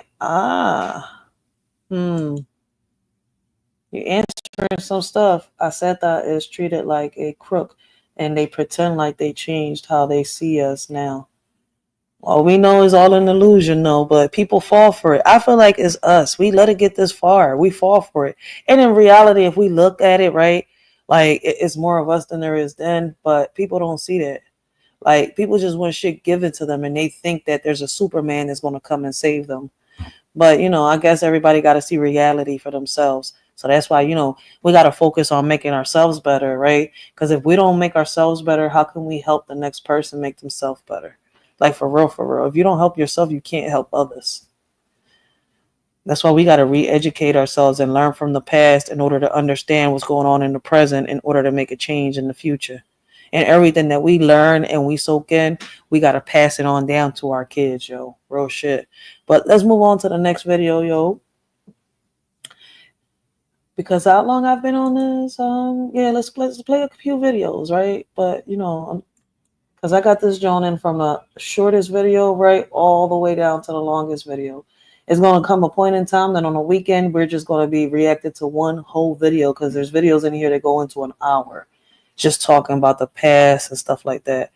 So I appreciate those that sent me this on my DM, right? And it helped me, you know, actually search out my own videos, right? And, you know, we're going to do this, right? Like, they all mixed up videos, right? They're not all in order. They're just in order by, you know, how long they are. But shit, I like it like that because it's kind of like, you know, us putting the puzzles together. And I feel as though that everything goes hand in hand, whether people like it or not. We're going to have to listen to one part of, you know, of this person's history to understand this person's history, even to get my history understood. But people don't want to see it like that. I feel as though all this is a puzzle and we have to connect it together. What about from Road and welcome. All right, so we got the same bull, right? And he's talking about a history of Afro Puerto Ricans. But I gotta take a bathroom break real quick, guys. Give me 1 second. I'll be right back, right? I gotta take a bathroom break. So I don't know how people be hours on here, man. I took one a minute ago, but shit, I gotta go to the bathroom again. Give me 1 second, shit. I can't be hours on this John and not go pee. I gotta go drain the lizard, like they say in Philly, but I'm not a man, all right? And then not, you know,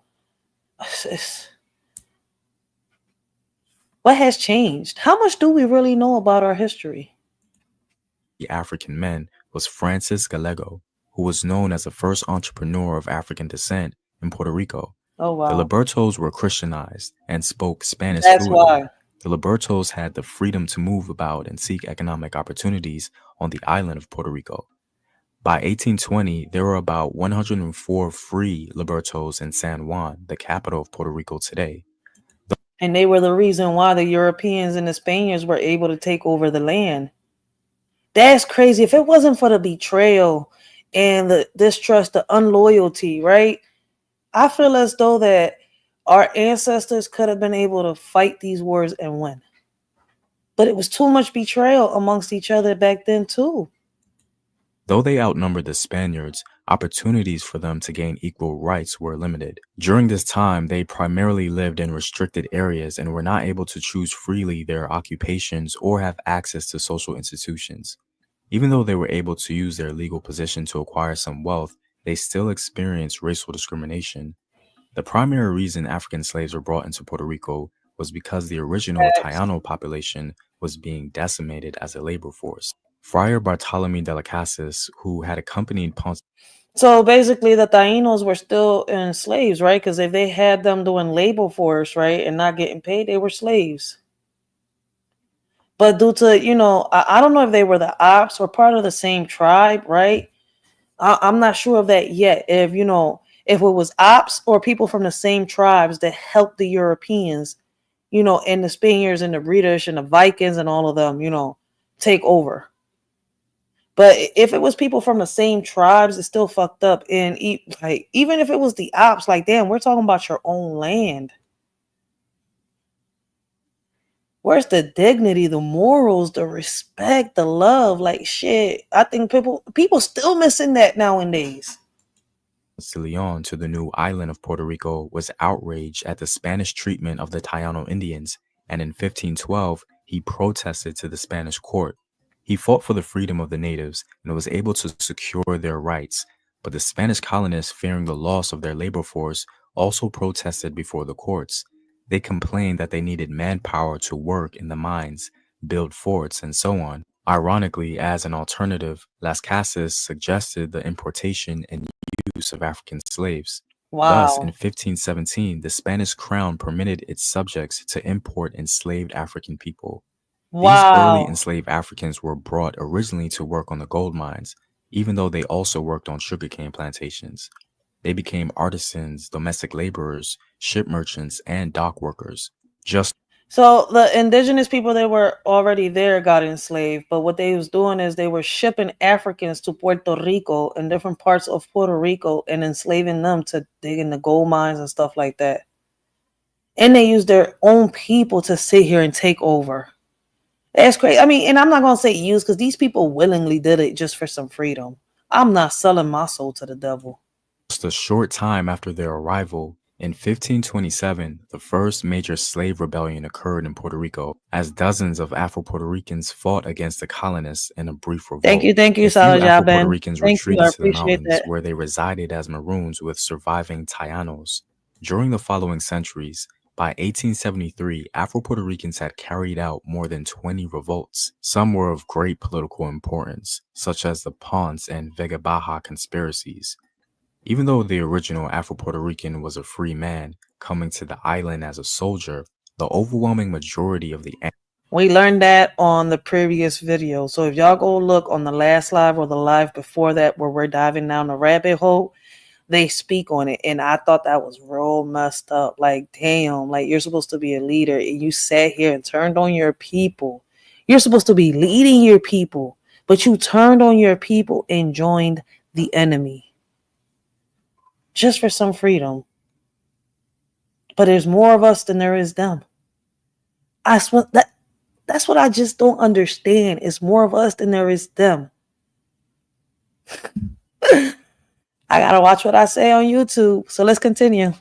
Ancestors of Afro-Puerto Ricans today are descended from enslaved Africans. According to one historian, the exact origin of Afro-Puerto Ricans can be said to be primarily the Gold Coast of Ghana, Nigeria, and the African state of Dahomey, many of which coming from the Yoruba and Igbo ethnic group.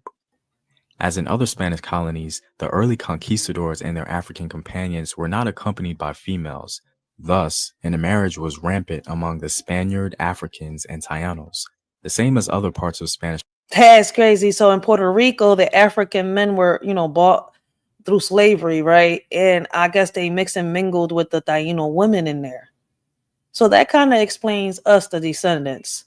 While in the other side of the countries, right, it was the African women that they bought, and I guess they mixed and mingled with the Taíno men. Oh, wow. That's crazy. So they separated the men from the women and enslaved them in different countries. That's fucked up. What if they had families? Damn. America, the enslaved Africans were given the last names of their Spanish owner and later passed it on to their descendants. Enslaved Africans were abused in Puerto Rico as they were throughout the transatlantic slave trade route. They were branded like cattle with hot irons called Okay, carimbo, I get while it now. forced to Shout out to convert to Jessica. Catholicism.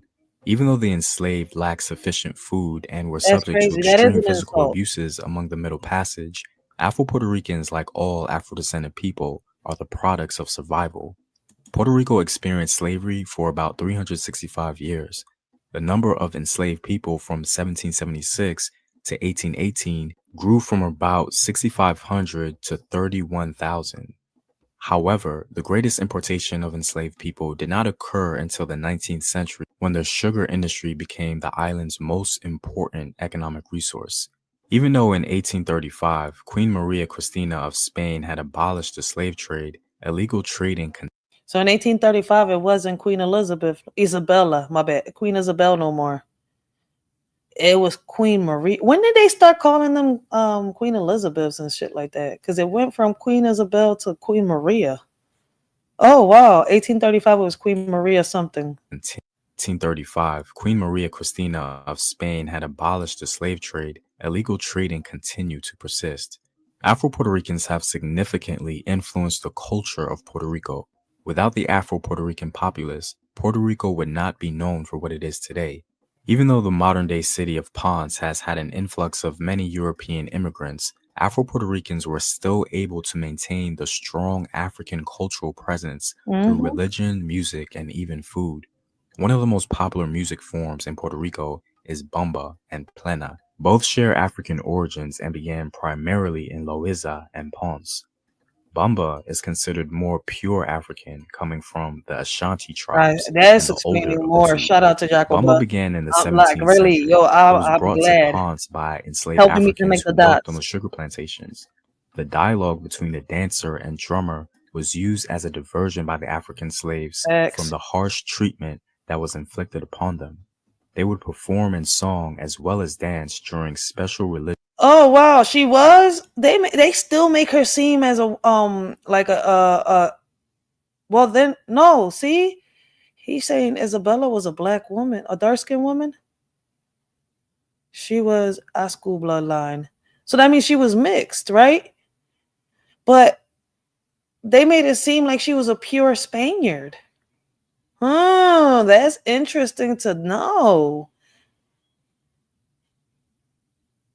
What is I still gotta know what Asu blood is. Okay. So I'm not tripping. All right. I'm just making sure, right, that I don't gotta get it break it down like I'm in kindergarten. Listen, I know I'm smart. I can be wise at times, right? But shit, sometimes I can never find someone as slow as me. You gotta break this shit down like I'm in kindergarten. What? I appreciate y'all, man.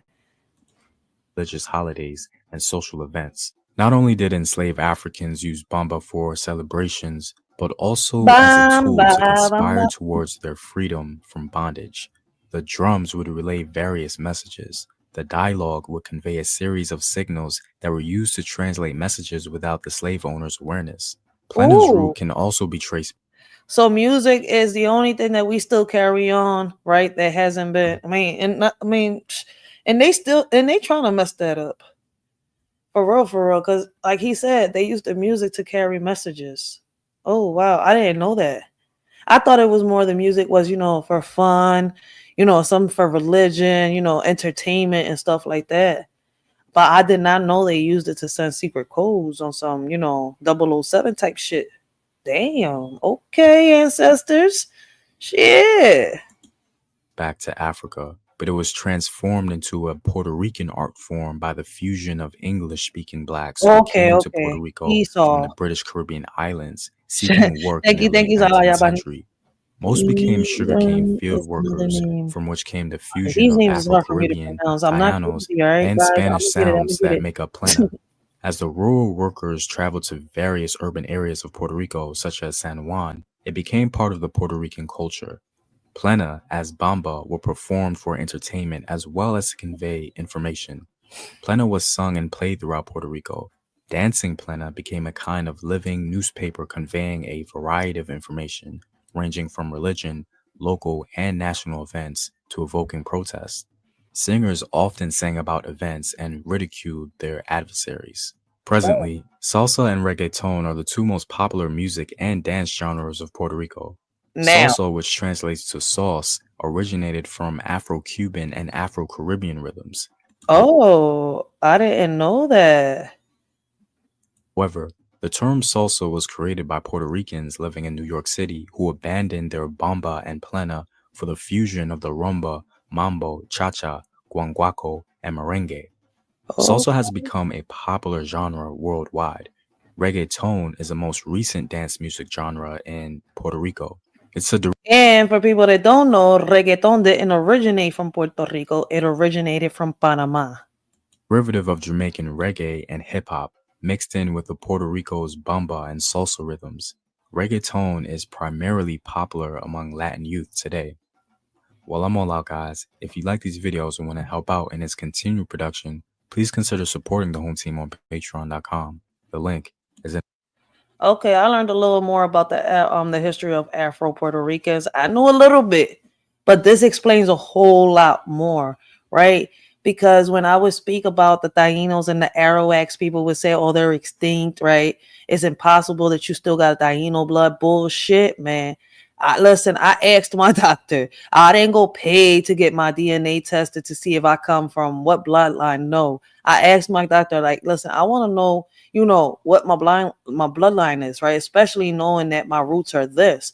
And it turns out that I have a mixture. I have a little bit of Italian. I have a little bit of French, right, in my blood. I have a little bit of other things, but the one thing I can sit here and tell you is I have a nice amount of Taino in my blood, a nice amount of Jamaican and Haitian in my blood. I have a nice amount of Nigerian in my DNA, which makes up more than what the European and the Spaniard is in my DNA. And it's crazy. Like, I never would have known this if I wouldn't have gotten curious to know what my roots was. I mean, I don't know how far it is true, but, when it comes to my DNA, I'm supposed to have more African DNA than my European. The European is like real small. The Spaniard is there. But I have more African DNA in my blood than anything, including the Taino DNA. So it's crazy. Like, even though I know I got Italian, I got French, and a little bit of, I'm not sure if it's Irish, right? But I know I got a couple, other mixtures in that. I'm a mixed breed. I can't deny that shit. I'm a Taino. Shit, I was a mixed breed from the beginning. The fuck? But let's move on to the next topic, man. Let us shorty know what y'all think and how y'all feel about this video right here. Right, we're going to try to play the other two videos, if not just one. I believe our community is.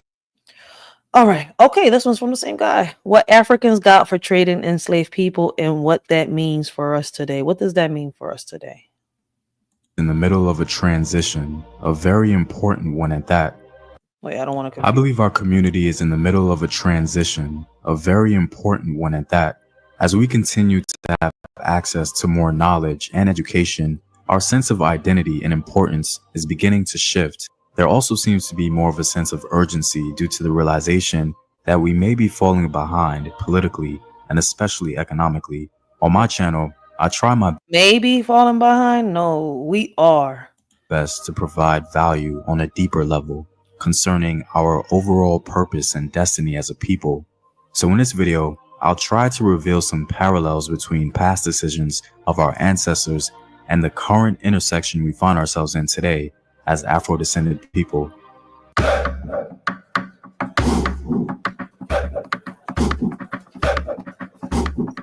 What up, African world? It's Hunter here, and welcome back to another video of African history, culture, and worldview. By supporting this channel on Patreon, you're helping in the creation of these videos and supporting this content. If you'd like access to full courses and sources, or you simply want to show your support, you may do so by clicking the Patreon link in the description box below. To begin, this video is not intended to make Africans or us in the diaspora the good guy or the bad guy. Is this the same tribe? These females look like they're 3 females from different tribes. Oh, snap.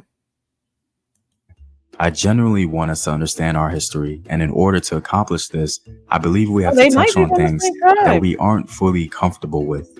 And so some may find this topic to be very disturbing, as I'll be briefly focusing on our dark age. But if you see, those that find this topic very disturbing are those that can't handle the truth, right? That are not ready to see the truth. Those that, you know, are say that they're woke, but they're not really woke, right? But you know how the saying goes, shout out to Dej Loaf, right, man? If you're not woke, right, and you sleep, stay the fucking bed. Stick around, I'm hoping you'll get to see the larger point being made, because I believe we need to be a people who uses our history as a tool for the future. Anyway, I'll be talking about the items West Africans received from Europeans in their trade relationship along the coast. As many of us know, enslaved Africans were traded for various kinds of European goods. Oddly enough, not a lot of attention is given toward the actual items our ancestors were traded for, and though largely deemed unimportant, I think we can possibly draw some parallels between the unequal exchange of the past compared to the position we find ourselves in today, politically and economically. The purpose of this video is solely intended to consider the mistake our ancestors made in the past and question if we're continuing this tradition of unequal exchange. I say the same thing, man. Instead of us dwelling in our ancestors' past, right, we should be learning from their past, right? Figuring out, you know, where they went wrong, what happened, right? And learn from that, right? To figure out what we can do now in the present to figure out, to see if we can make a change in the future, right? Because if we don't know about our past, how can we figure out our present and learn, you know, understand what's going on, right? And even try to make a change in our future. How can we educate our kids and actually tell them we're from this, we are actually this? How can we claim to be something when we're, you know, naive to the facts, when we're ignorant to the facts, when we don't even know the truth ourselves? Some people out here don't know who they are, where they come from, what roots they have, right? What their ethnicity is, what type of culture they, you know, their ancestors had. Like, they don't know nothing, but they want to sit here and fight and argue you. I'm sitting here like, damn, man. Like, this shit is crazy. Instead of teaching one another, right, or learning some shit, we want to sit here and fight each other. I mean, it looks like that our ancestors went through the same problems too, right? So I see history repeating itself, for real, for real. I don't see no change at all. Everyone certainly isn't going to agree, but I'm hoping that at the very least, we can see some parallels. Also, to reiterate, I'm hoping we don't take the opportunity to cast blame on African peoples or kingdoms who sold other Africans into slavery. If you've been following me for some time, you'll know and understand that this history is far more complex than that, and we can't apply our 21st century understanding to 16th and 17th century people. The truth is, we descend from the Africans who sold enslaved people, and we also descend from those who were enslaved, aka the victims. So it's important we understand that complexity. So let's begin. We have a record of items Africans received along the coast from Liberia all the way to Nigeria. The written evidence consists of surviving bills of landing, cargo manifests, port records, logbooks, invoices, trading post inventories, account books, and other records. All of these documents don't paint a perfect picture of what Africans received, but a very good one. Keep in mind that this list is in reference to the coastline of Liberia, stretching all the way to Nigeria, so it does not include the Central African coast. Here are some of the primary items Africans received in exchange for enslaved Africans. Cloth from India and Europe, including shirts, jackets, cloaks, gowns, belts, thread, and much more. unworked or semi-processed metal, which included iron bars, copper rods, lead, and at one point even some gold and silver. Metal containers and metalware like basins and pots and pans and knives. Firearms including gunpowder, beads, coral and cowries. Alcohol, which included rum, gin, beer, and wine. Tobacco, glassware, and exotic foods. And finally, pompous gifts that were a status symbol for various African rulers. What was the whole point of these gifts? Like, what were they used to manipulate them? And what, I don't know, how can I say it? Like a bribe. Were they used to bribe them or something? I'm not going to say blackmail. I'm going to say bribe them, like to get them to do something. Along the coast.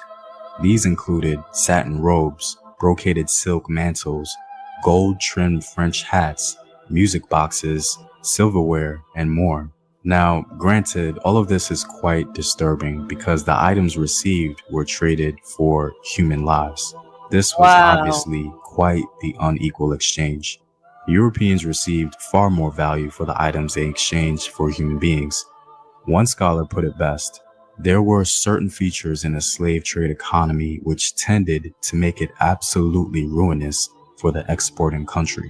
What was that? I'm hoping we can all agree that the trade of human beings for these items was simply an unequal exchange.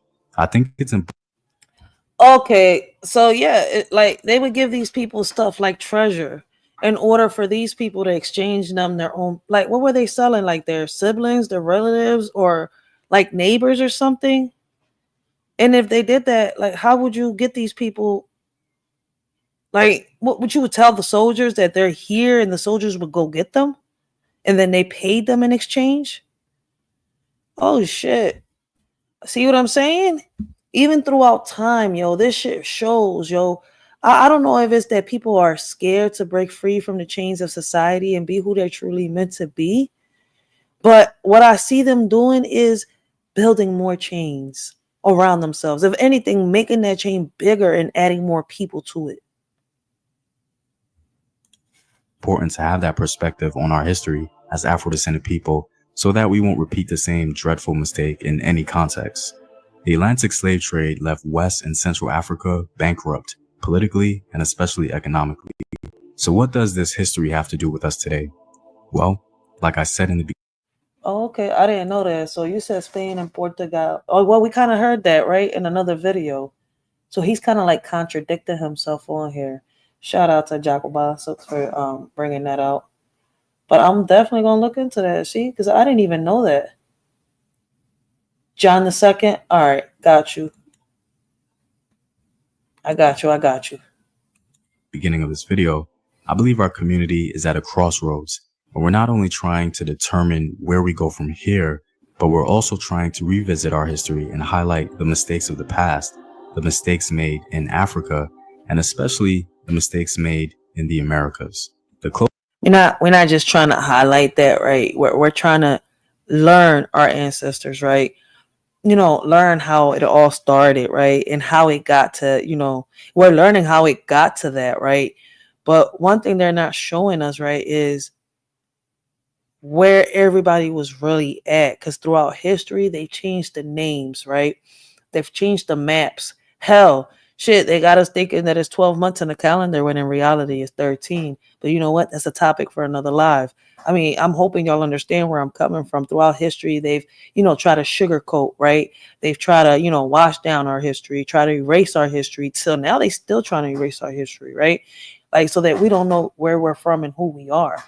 Maybe I'm wrong. Maybe I'm not. But, man, we have to keep it alive, yo. And we have to really learn the truth. My thing is, right, if the Europeans and the Spaniards, the British and all of them, right, wanted to, do all this, right, and take over, and throughout time, they've erased what they wanted to erase, right, and rewrote certain things. Why should we believe a word that comes from them? I'm not trying to be, a bitch or knock anybody down or none of that, but I'm just saying. Closest example I can give you guys in which we may find parallels is the message that Ice Cube was trying to get across. Ice Cube received a lot of backlash and support as he worked with various individuals to make his plan for Black America. Despite anyone's criticism of how he tried to advance it or create it, I'm dead. How he just compared it. That's a nice way to he just compared the Ice-T situation to he was this. presenting an idea that is pivotal for our future.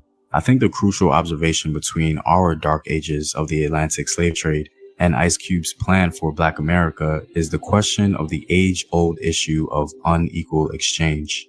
I'm sure Ice Cube is aware of the important portions of our history, and at the very least, he seems to want us to realize that there has indeed been an unequal exchange between us and American society. That's true. That man, listen, I can't deny the fact that Ice Cube is not willing to sell his soul. I mean, at one point he may have been part of the trend, right? But it seems like for a while, even when he was young, and what I mean a part of the trend, he wanted to get into the music just like everybody else, right? To make a change, probably make a difference, right? Let his words be heard. I don't know, probably make some money. I wasn't there when Ice Cube started, but one thing I can sit here and tell you, right, that as far as I've known of Ice Cube, he's been somebody that stood up to the government, the police, and everybody, right? And even till this day, he's, sat here and rejected millions of dollars, right? Because he's not willing to sit here and do what they want him to do. I mean, I got to give him a shout out. It's not my first time giving him props and everything. The same thing goes with Papa Duck. For the longest, right? For as long as I've known about Papa Duck, right? He is somebody that sits here and he stands up and he fights and he brings up awareness, right? And in a lot of his music, right? He brings awareness about what's going on. And historically, it manifested itself politically and economically. Now, this is certainly not a promotion of his plan or anything like that. You make a good as many point. Others have plans and ideas about this very question. But he does seem to be the most popular example of influential people demanding that the question of unequal exchange be dealt with in our society. The ultimate question is, what are we exchanging politically that benefits us?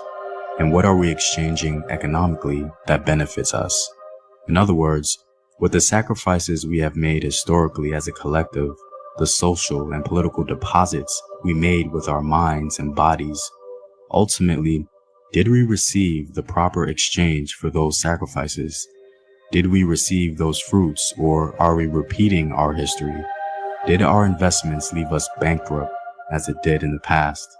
I think the phase we're in right now as a community and the decisions we make collectively is of extreme importance for our future. And so, I wanted to try my best to give us the historical lens from which we can pull from to make the best decision possible, whatever it may be. I certainly don't have all the answers, but I think I can provide value by helping us remember the past. And by remembering, we can create our own opportunity to make a better decision for the future.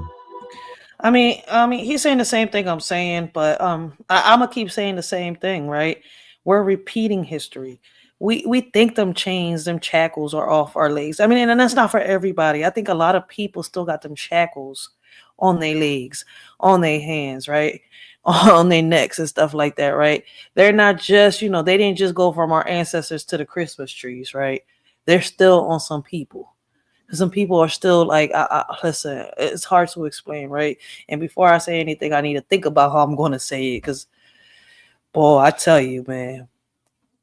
But let us shorty know what y'all think about this video, right? We're going to play our last video, right? And we're going to end this live. I appreciate everybody that's been here with a shorty rocking out, man.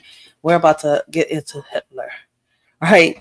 So let's see what I don't know who made the video, but let's see. Now my mouse don't want to work. Hold on one sec. Oh, here we go. What happened? Everything just froze.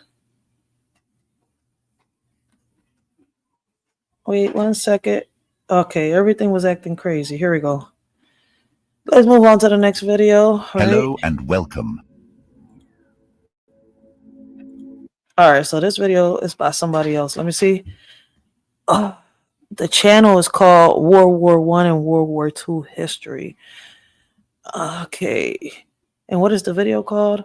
Why did Hitler hate the Jews and how it all started? Why did Hitler hate the Jews? All right, I'm not sure if, Hitler started off hating the Jews, right? But let's hear this version of why Hitler hated the Jews.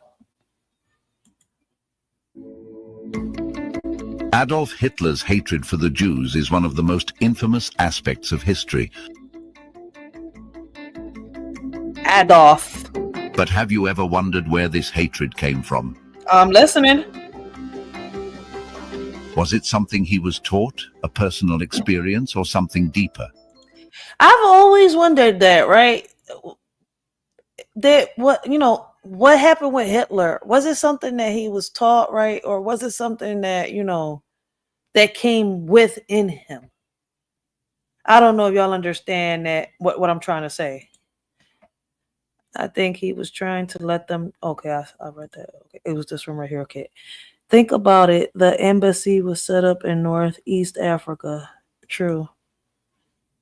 Listen, man, I've been learning a lot of new stuff, and it's got me thinking a lot. But yeah, you ain't wrong. Listen, a lot of these videos have been testing my noggin, and I have been seeing a lot of things a different way, right? I have a whole nother way, a whole nother perspective of things, right? And I am in the middle of still deciphering a lot of stuff, but I'm learning, right? So, I mean, the more and more I listen to this, the more and more I could put two and together. And I love when y'all drop the comments because it helps a shorty out too. Like, man, I really appreciate everybody. But listen, that's a great question. Do y'all think that the behavior that Hitler, displayed, was it learned or was it something that came within him, like a sociopath or a psychopath?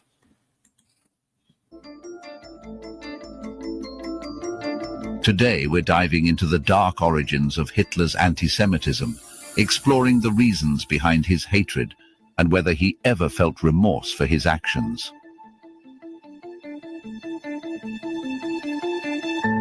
Adolf Hitler is a name synonymous with evil, largely due to the atrocities committed against the Jewish people during the Holocaust. So they just attached his name to evil because of what he did? But why did Hitler target the Jews with such venomous hatred? Was it born out of his personal experiences, or was it something that developed over time? I mean, I'm waiting for you to tell me the answer. To understand this, we need to look back at his early life, his influences, and the socio-political climate of the time. Socio-political climate and now, of the before time. we start, please don't forget to like, share, and subscribe for more detailed explanations of complex historical topics. Hitler was born... My bad. What up, man? Welcome back, Commander in the building. Yo, we just playing the last video of this live, man. We getting into Hitler now. So this is gonna be the last video, man. You gotta catch some of the replay, yo. We learned a lot of new stuff today, yo. Like I was shocked. I mean, some of the stuff I already knew, but I was shocked. And yo, shout out to Jacoba, man. He put a lot of input in here, and Salih Ben. My bad. I didn't want to pronounce the name. I'm over here pronouncing names all messed up, man. My ear is itchy. Born in Austria in 1889 into a turbulent family environment. So Hitler was from Australia? His father was strict, and his relationship with his mother was complex. Despite these early challenges, there's no evidence that Hitler harbored any particular animosity towards Jews in his early years. It was only later, during his time in Vienna as a young man, that Hitler was exposed to more virulent forms of anti-Semitism. What's that? Let me see. Vienna at the time was a melting pot of various ethnicities, including a significant Jewish population. The city's political and cultural climate, influenced by widespread anti-Semitic sentiments, likely played a role in shaping his views. Okay, I'm listening. In Vienna, Hitler encountered the works of many anti-Semitic writers and thinkers, such as Karl Lueger, the mayor of Vienna, who used anti-Semitism as a political tool. Okay. These ideas deeply influenced Hitler, who began to see Jews as the source of Germany's problems. So he was actually influenced. It's not like, was his family the same way though? He was actually influenced to hate the Jews. But was the Jews the only type of, how can I say, ethnicity or culture that he hated? Hitler's time as a struggling artist in Vienna also contributed to his growing resentment. Oh shit, he was a Jew himself too? They didn't teach that. I didn't even know he was born in Australia. I'm not going to say it. They probably taught me that in school and I didn't pay no attention. I didn't even know he was born in Australia, let alone that he was a Jew. Oh, snap. He failed to get into art school, and he lived in poverty, often blaming Jews for his own misfortunes and for the broader societal issues he observed around him. So basically, blaming others for his actions, right? Not taking accountability, that's what he had a problem with. Hitler's experiences during World War I further fueled his hatred.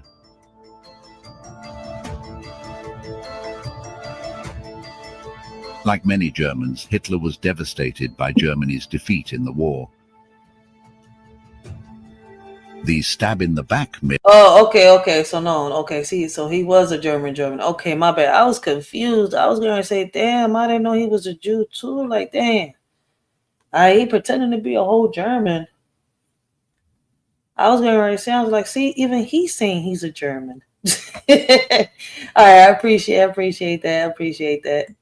Myth, which falsely claimed that Jews and other internal enemies had betrayed Germany, became a convenient explanation for the loss. Hitler embraced this narrative, further solidifying his belief that Jews were to blame for Germany's suffering. Oh, wow. The Treaty of Versailles, which imposed harsh penalties on Germany, also exacerbated Hitler's hatred. He saw the treaty as a humiliation and blamed Jews for what he perceived as the betrayal of the German nation. Wow. It's kind of like that episode in Law and Order, where this guy was, this young boy was mad at his mom, right? Because she was about to, I guess, transition to become a Jew, right? I'm not sure if I said the word right? But he hated the Jews so much that he started committing. I think he killed a couple of people, right?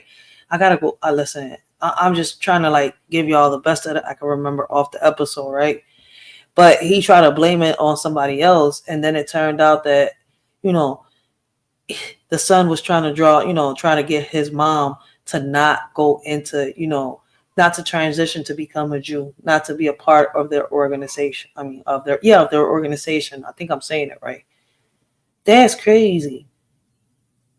I feel as though all this stuff is learned behavior, something that's taught into them. Like if they're watching some type of cartoons constantly, or they're reading some type of books, right, constantly, or if they're listening to some type of music constantly that shows, hatred, or, how can I say it? Threats, and I don't know how they put it down into words, amongst other people of other, ethnicities, other, religions or cultures and stuff like that.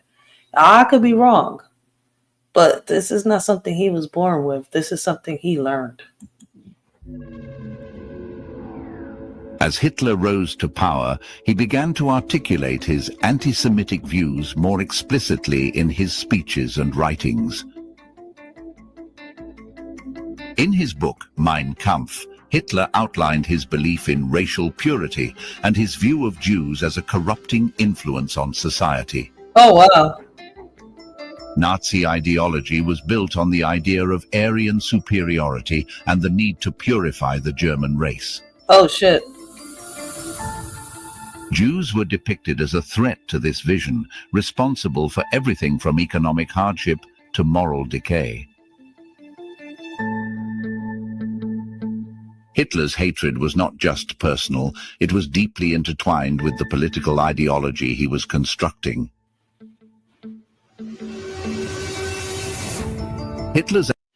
So basically, listening to someone's hatred towards another ethnicity, another culture, right, got him to get like this. And can I say, I don't know if it's safe to say that he used his imagination, right? But before we get into that, right? Hold on one second. Hold on. Let me read this real quick. Right?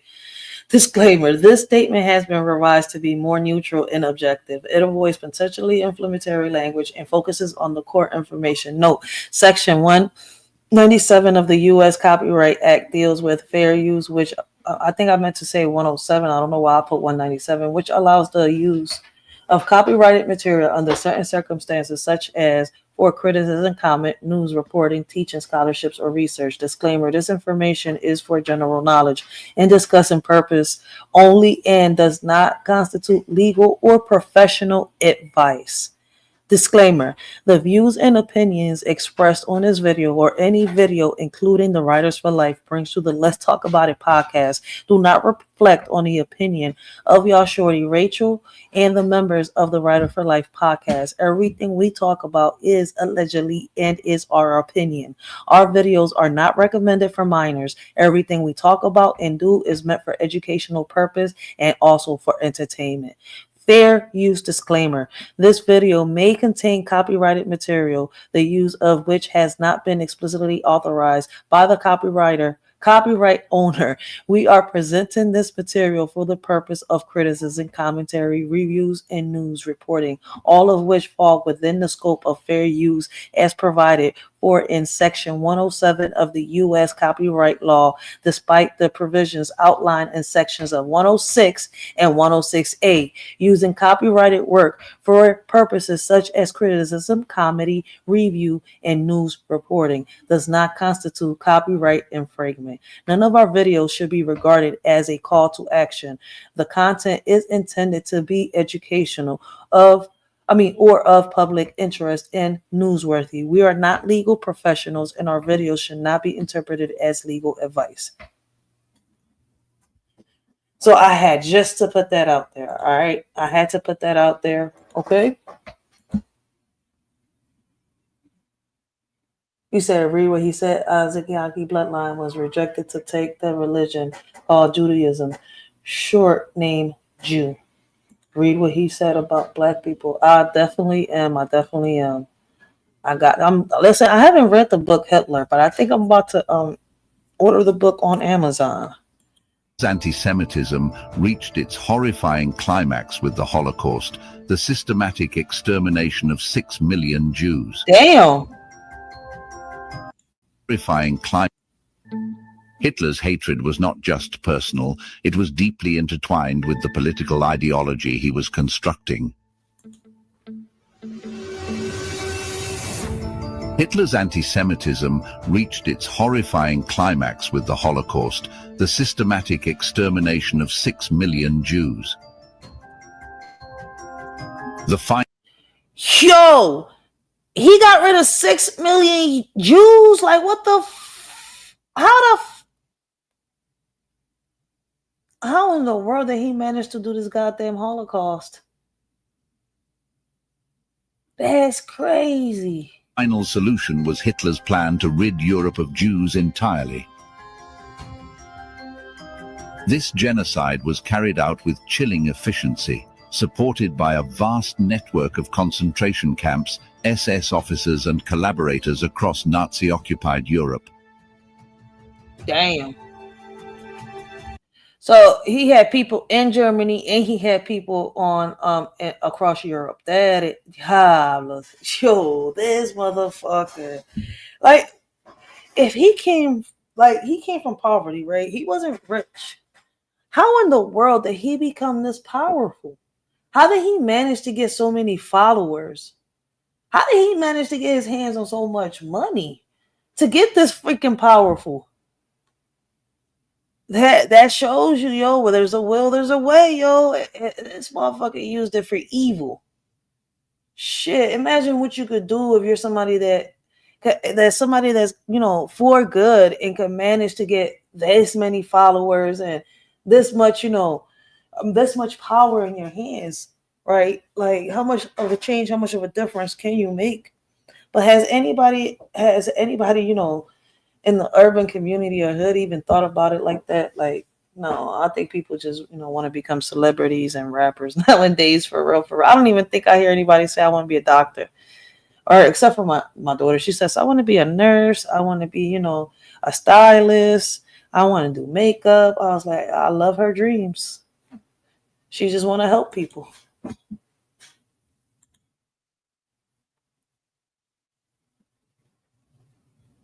Who was in the front line to fight against Hitler? Hold up. Let's see if they say it in the video. Hitler's speeches and directives show that he viewed this extermination as a necessary step to achieve his vision of a pure Aryan race. His hatred had evolved from political rhetoric to mass murder, making the Holocaust one of the darkest chapters in human history. Despite the unimaginable suffering he caused, there is no evidence that Hitler ever felt remorse for his actions. In fact, even in his final days, Hitler remained committed to his twisted ideology. Damn. In his last will and testament, written short. So nothing changed his mind. He was a cold-blooded killer. How the hell did he gain so... I get it because he's seen other people. Listen, man, I grew up watching so much hate too. I mean, not in my community, but as I got older, right? As when I became a teenager and I started really roaming outside my community and stuff, like I grew up watching hate and all that stuff. That ain't changed me. That didn't make me see other people differently. I seen racism in other people, right? As I grew older, I've seen people in my, you know, in my own community, right, be racist amongst their own selves, right? That didn't make me want to change and do the damn Holocaust against my own people or other people of any other ethnicity or culture. Like, what in the world is going on? I mean, what in the world was going on with him? Like, what? How? Like, what made? Like, how could so much hatred have been created inside of him like that? Damn, the influence must have been deep, deep, deep. Shortly before his tragic end in 1945, Hitler reiterated his belief that Jews were responsible for the war and justified their extermination. Hitler's unwavering belief in his anti-Semitic views until the very end suggests that he never saw the Jews as human beings deserving of empathy or mercy. What? His hatred was absolute and unrepentant. Adolf Hitler's hatred of the Jews was not a sudden development, but rather a product of a lifetime of exposure to anti-Semitic ideas, personal failures, and a desire to find a scapegoat for Germany's problems. Facts. An scapegoat for Germany's problems. That right there. It's like nobody in Germany was taking accountability for, you know, what they was doing, for, you know, their actions, their failures. They decided to pinpoint the blame on just the Jews and turn their hatred on them. That is crazy, yo. And millions of people lost their lives because of how somebody felt, or because of how a group of people felt.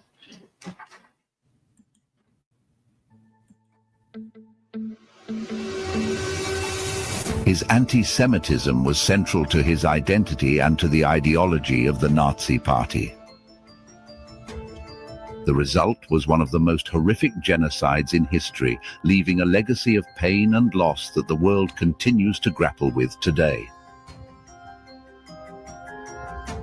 When I was younger, I used to think that the white supremacists and the Nazis were the same. But when I got older, I learned that they wasn't. But I'm just trying to figure out, what's the difference between the two? I really don't see it. If you found this video informative, please hit the like button and subscribe for more in-depth explorations of history's darkest moments. Shit, we definitely gonna be diving more, you know, down into this, our history next weekend, right? Along with maybe some current news, I'm not sure, but we might get into the TikTok, right? We're gonna dive down our history, right? Again, next weekend, we're gonna get into some TikToks too, right? We got a 3-day weekend next weekend again. So within them 3 days, you know, or I might do some co-streaming, right? Like, like we're gonna mix it up next weekend again. So, you know, we mixed it up this weekend. I did some co-streaming, right? Shout out to We Unlock Nation, right? Because this is something that he's also speaking on, right? He's speaking about Pan Africa. He's speaking on Dr. Umar Johnson and stuff like that. But that last live I did with him, we spoke a lot about our ancestors and stuff like that. But, you know, next weekend we're going to start off with, you know, the segregation myth. Richard Rothstein debunks an American lie. Now this. And the black man who designed the city of Washington, D.C., a history of boats and sea voyage in Africa, the conquest of Spain, a history of the Moors in Spain. He passed for black to marry black women, the story of Clarence King, and Kwame Ture, the 1980 interview, along with Where Do Afro Descendants Come From? A history of identity. Afro-Puerto Ricans, the African diaspora in Puerto Rico. So that's going to be for next weekend, man.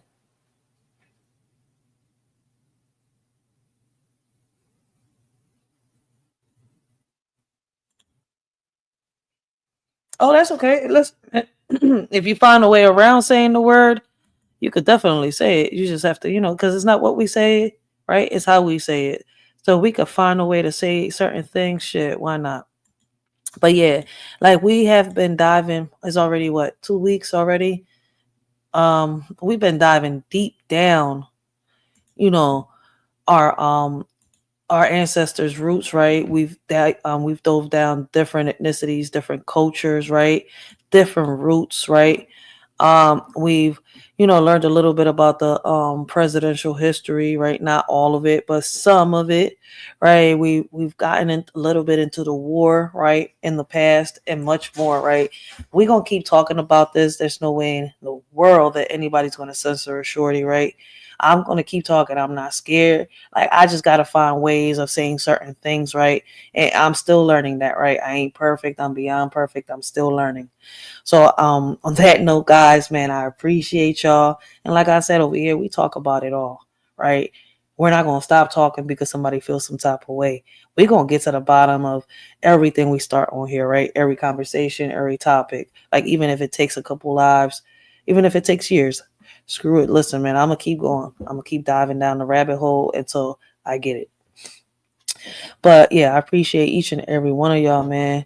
We're gonna keep diving down into, you know, this history next weekend. But until next time, this y'all shorty Rachel. The history of King Berlin in Turkey should help you understand. That's a bet. I think I have a video on that on here too, but I want to read about it. So I'm definitely going to look into the history books, and I'm going to find, you know, which one of them got the history of King Berlin, because I got a lot of books out there. So yeah, I appreciate that. I appreciate it, and I'm definitely going to do that. But until next time, guys, yo, this y'all shorty Rachel. I hope all of y'all have a blessed and humble morning. Continue to have a blessed and humble day, man. And a shorty out. I'm gonna end this live. Like, she makes me want to cry.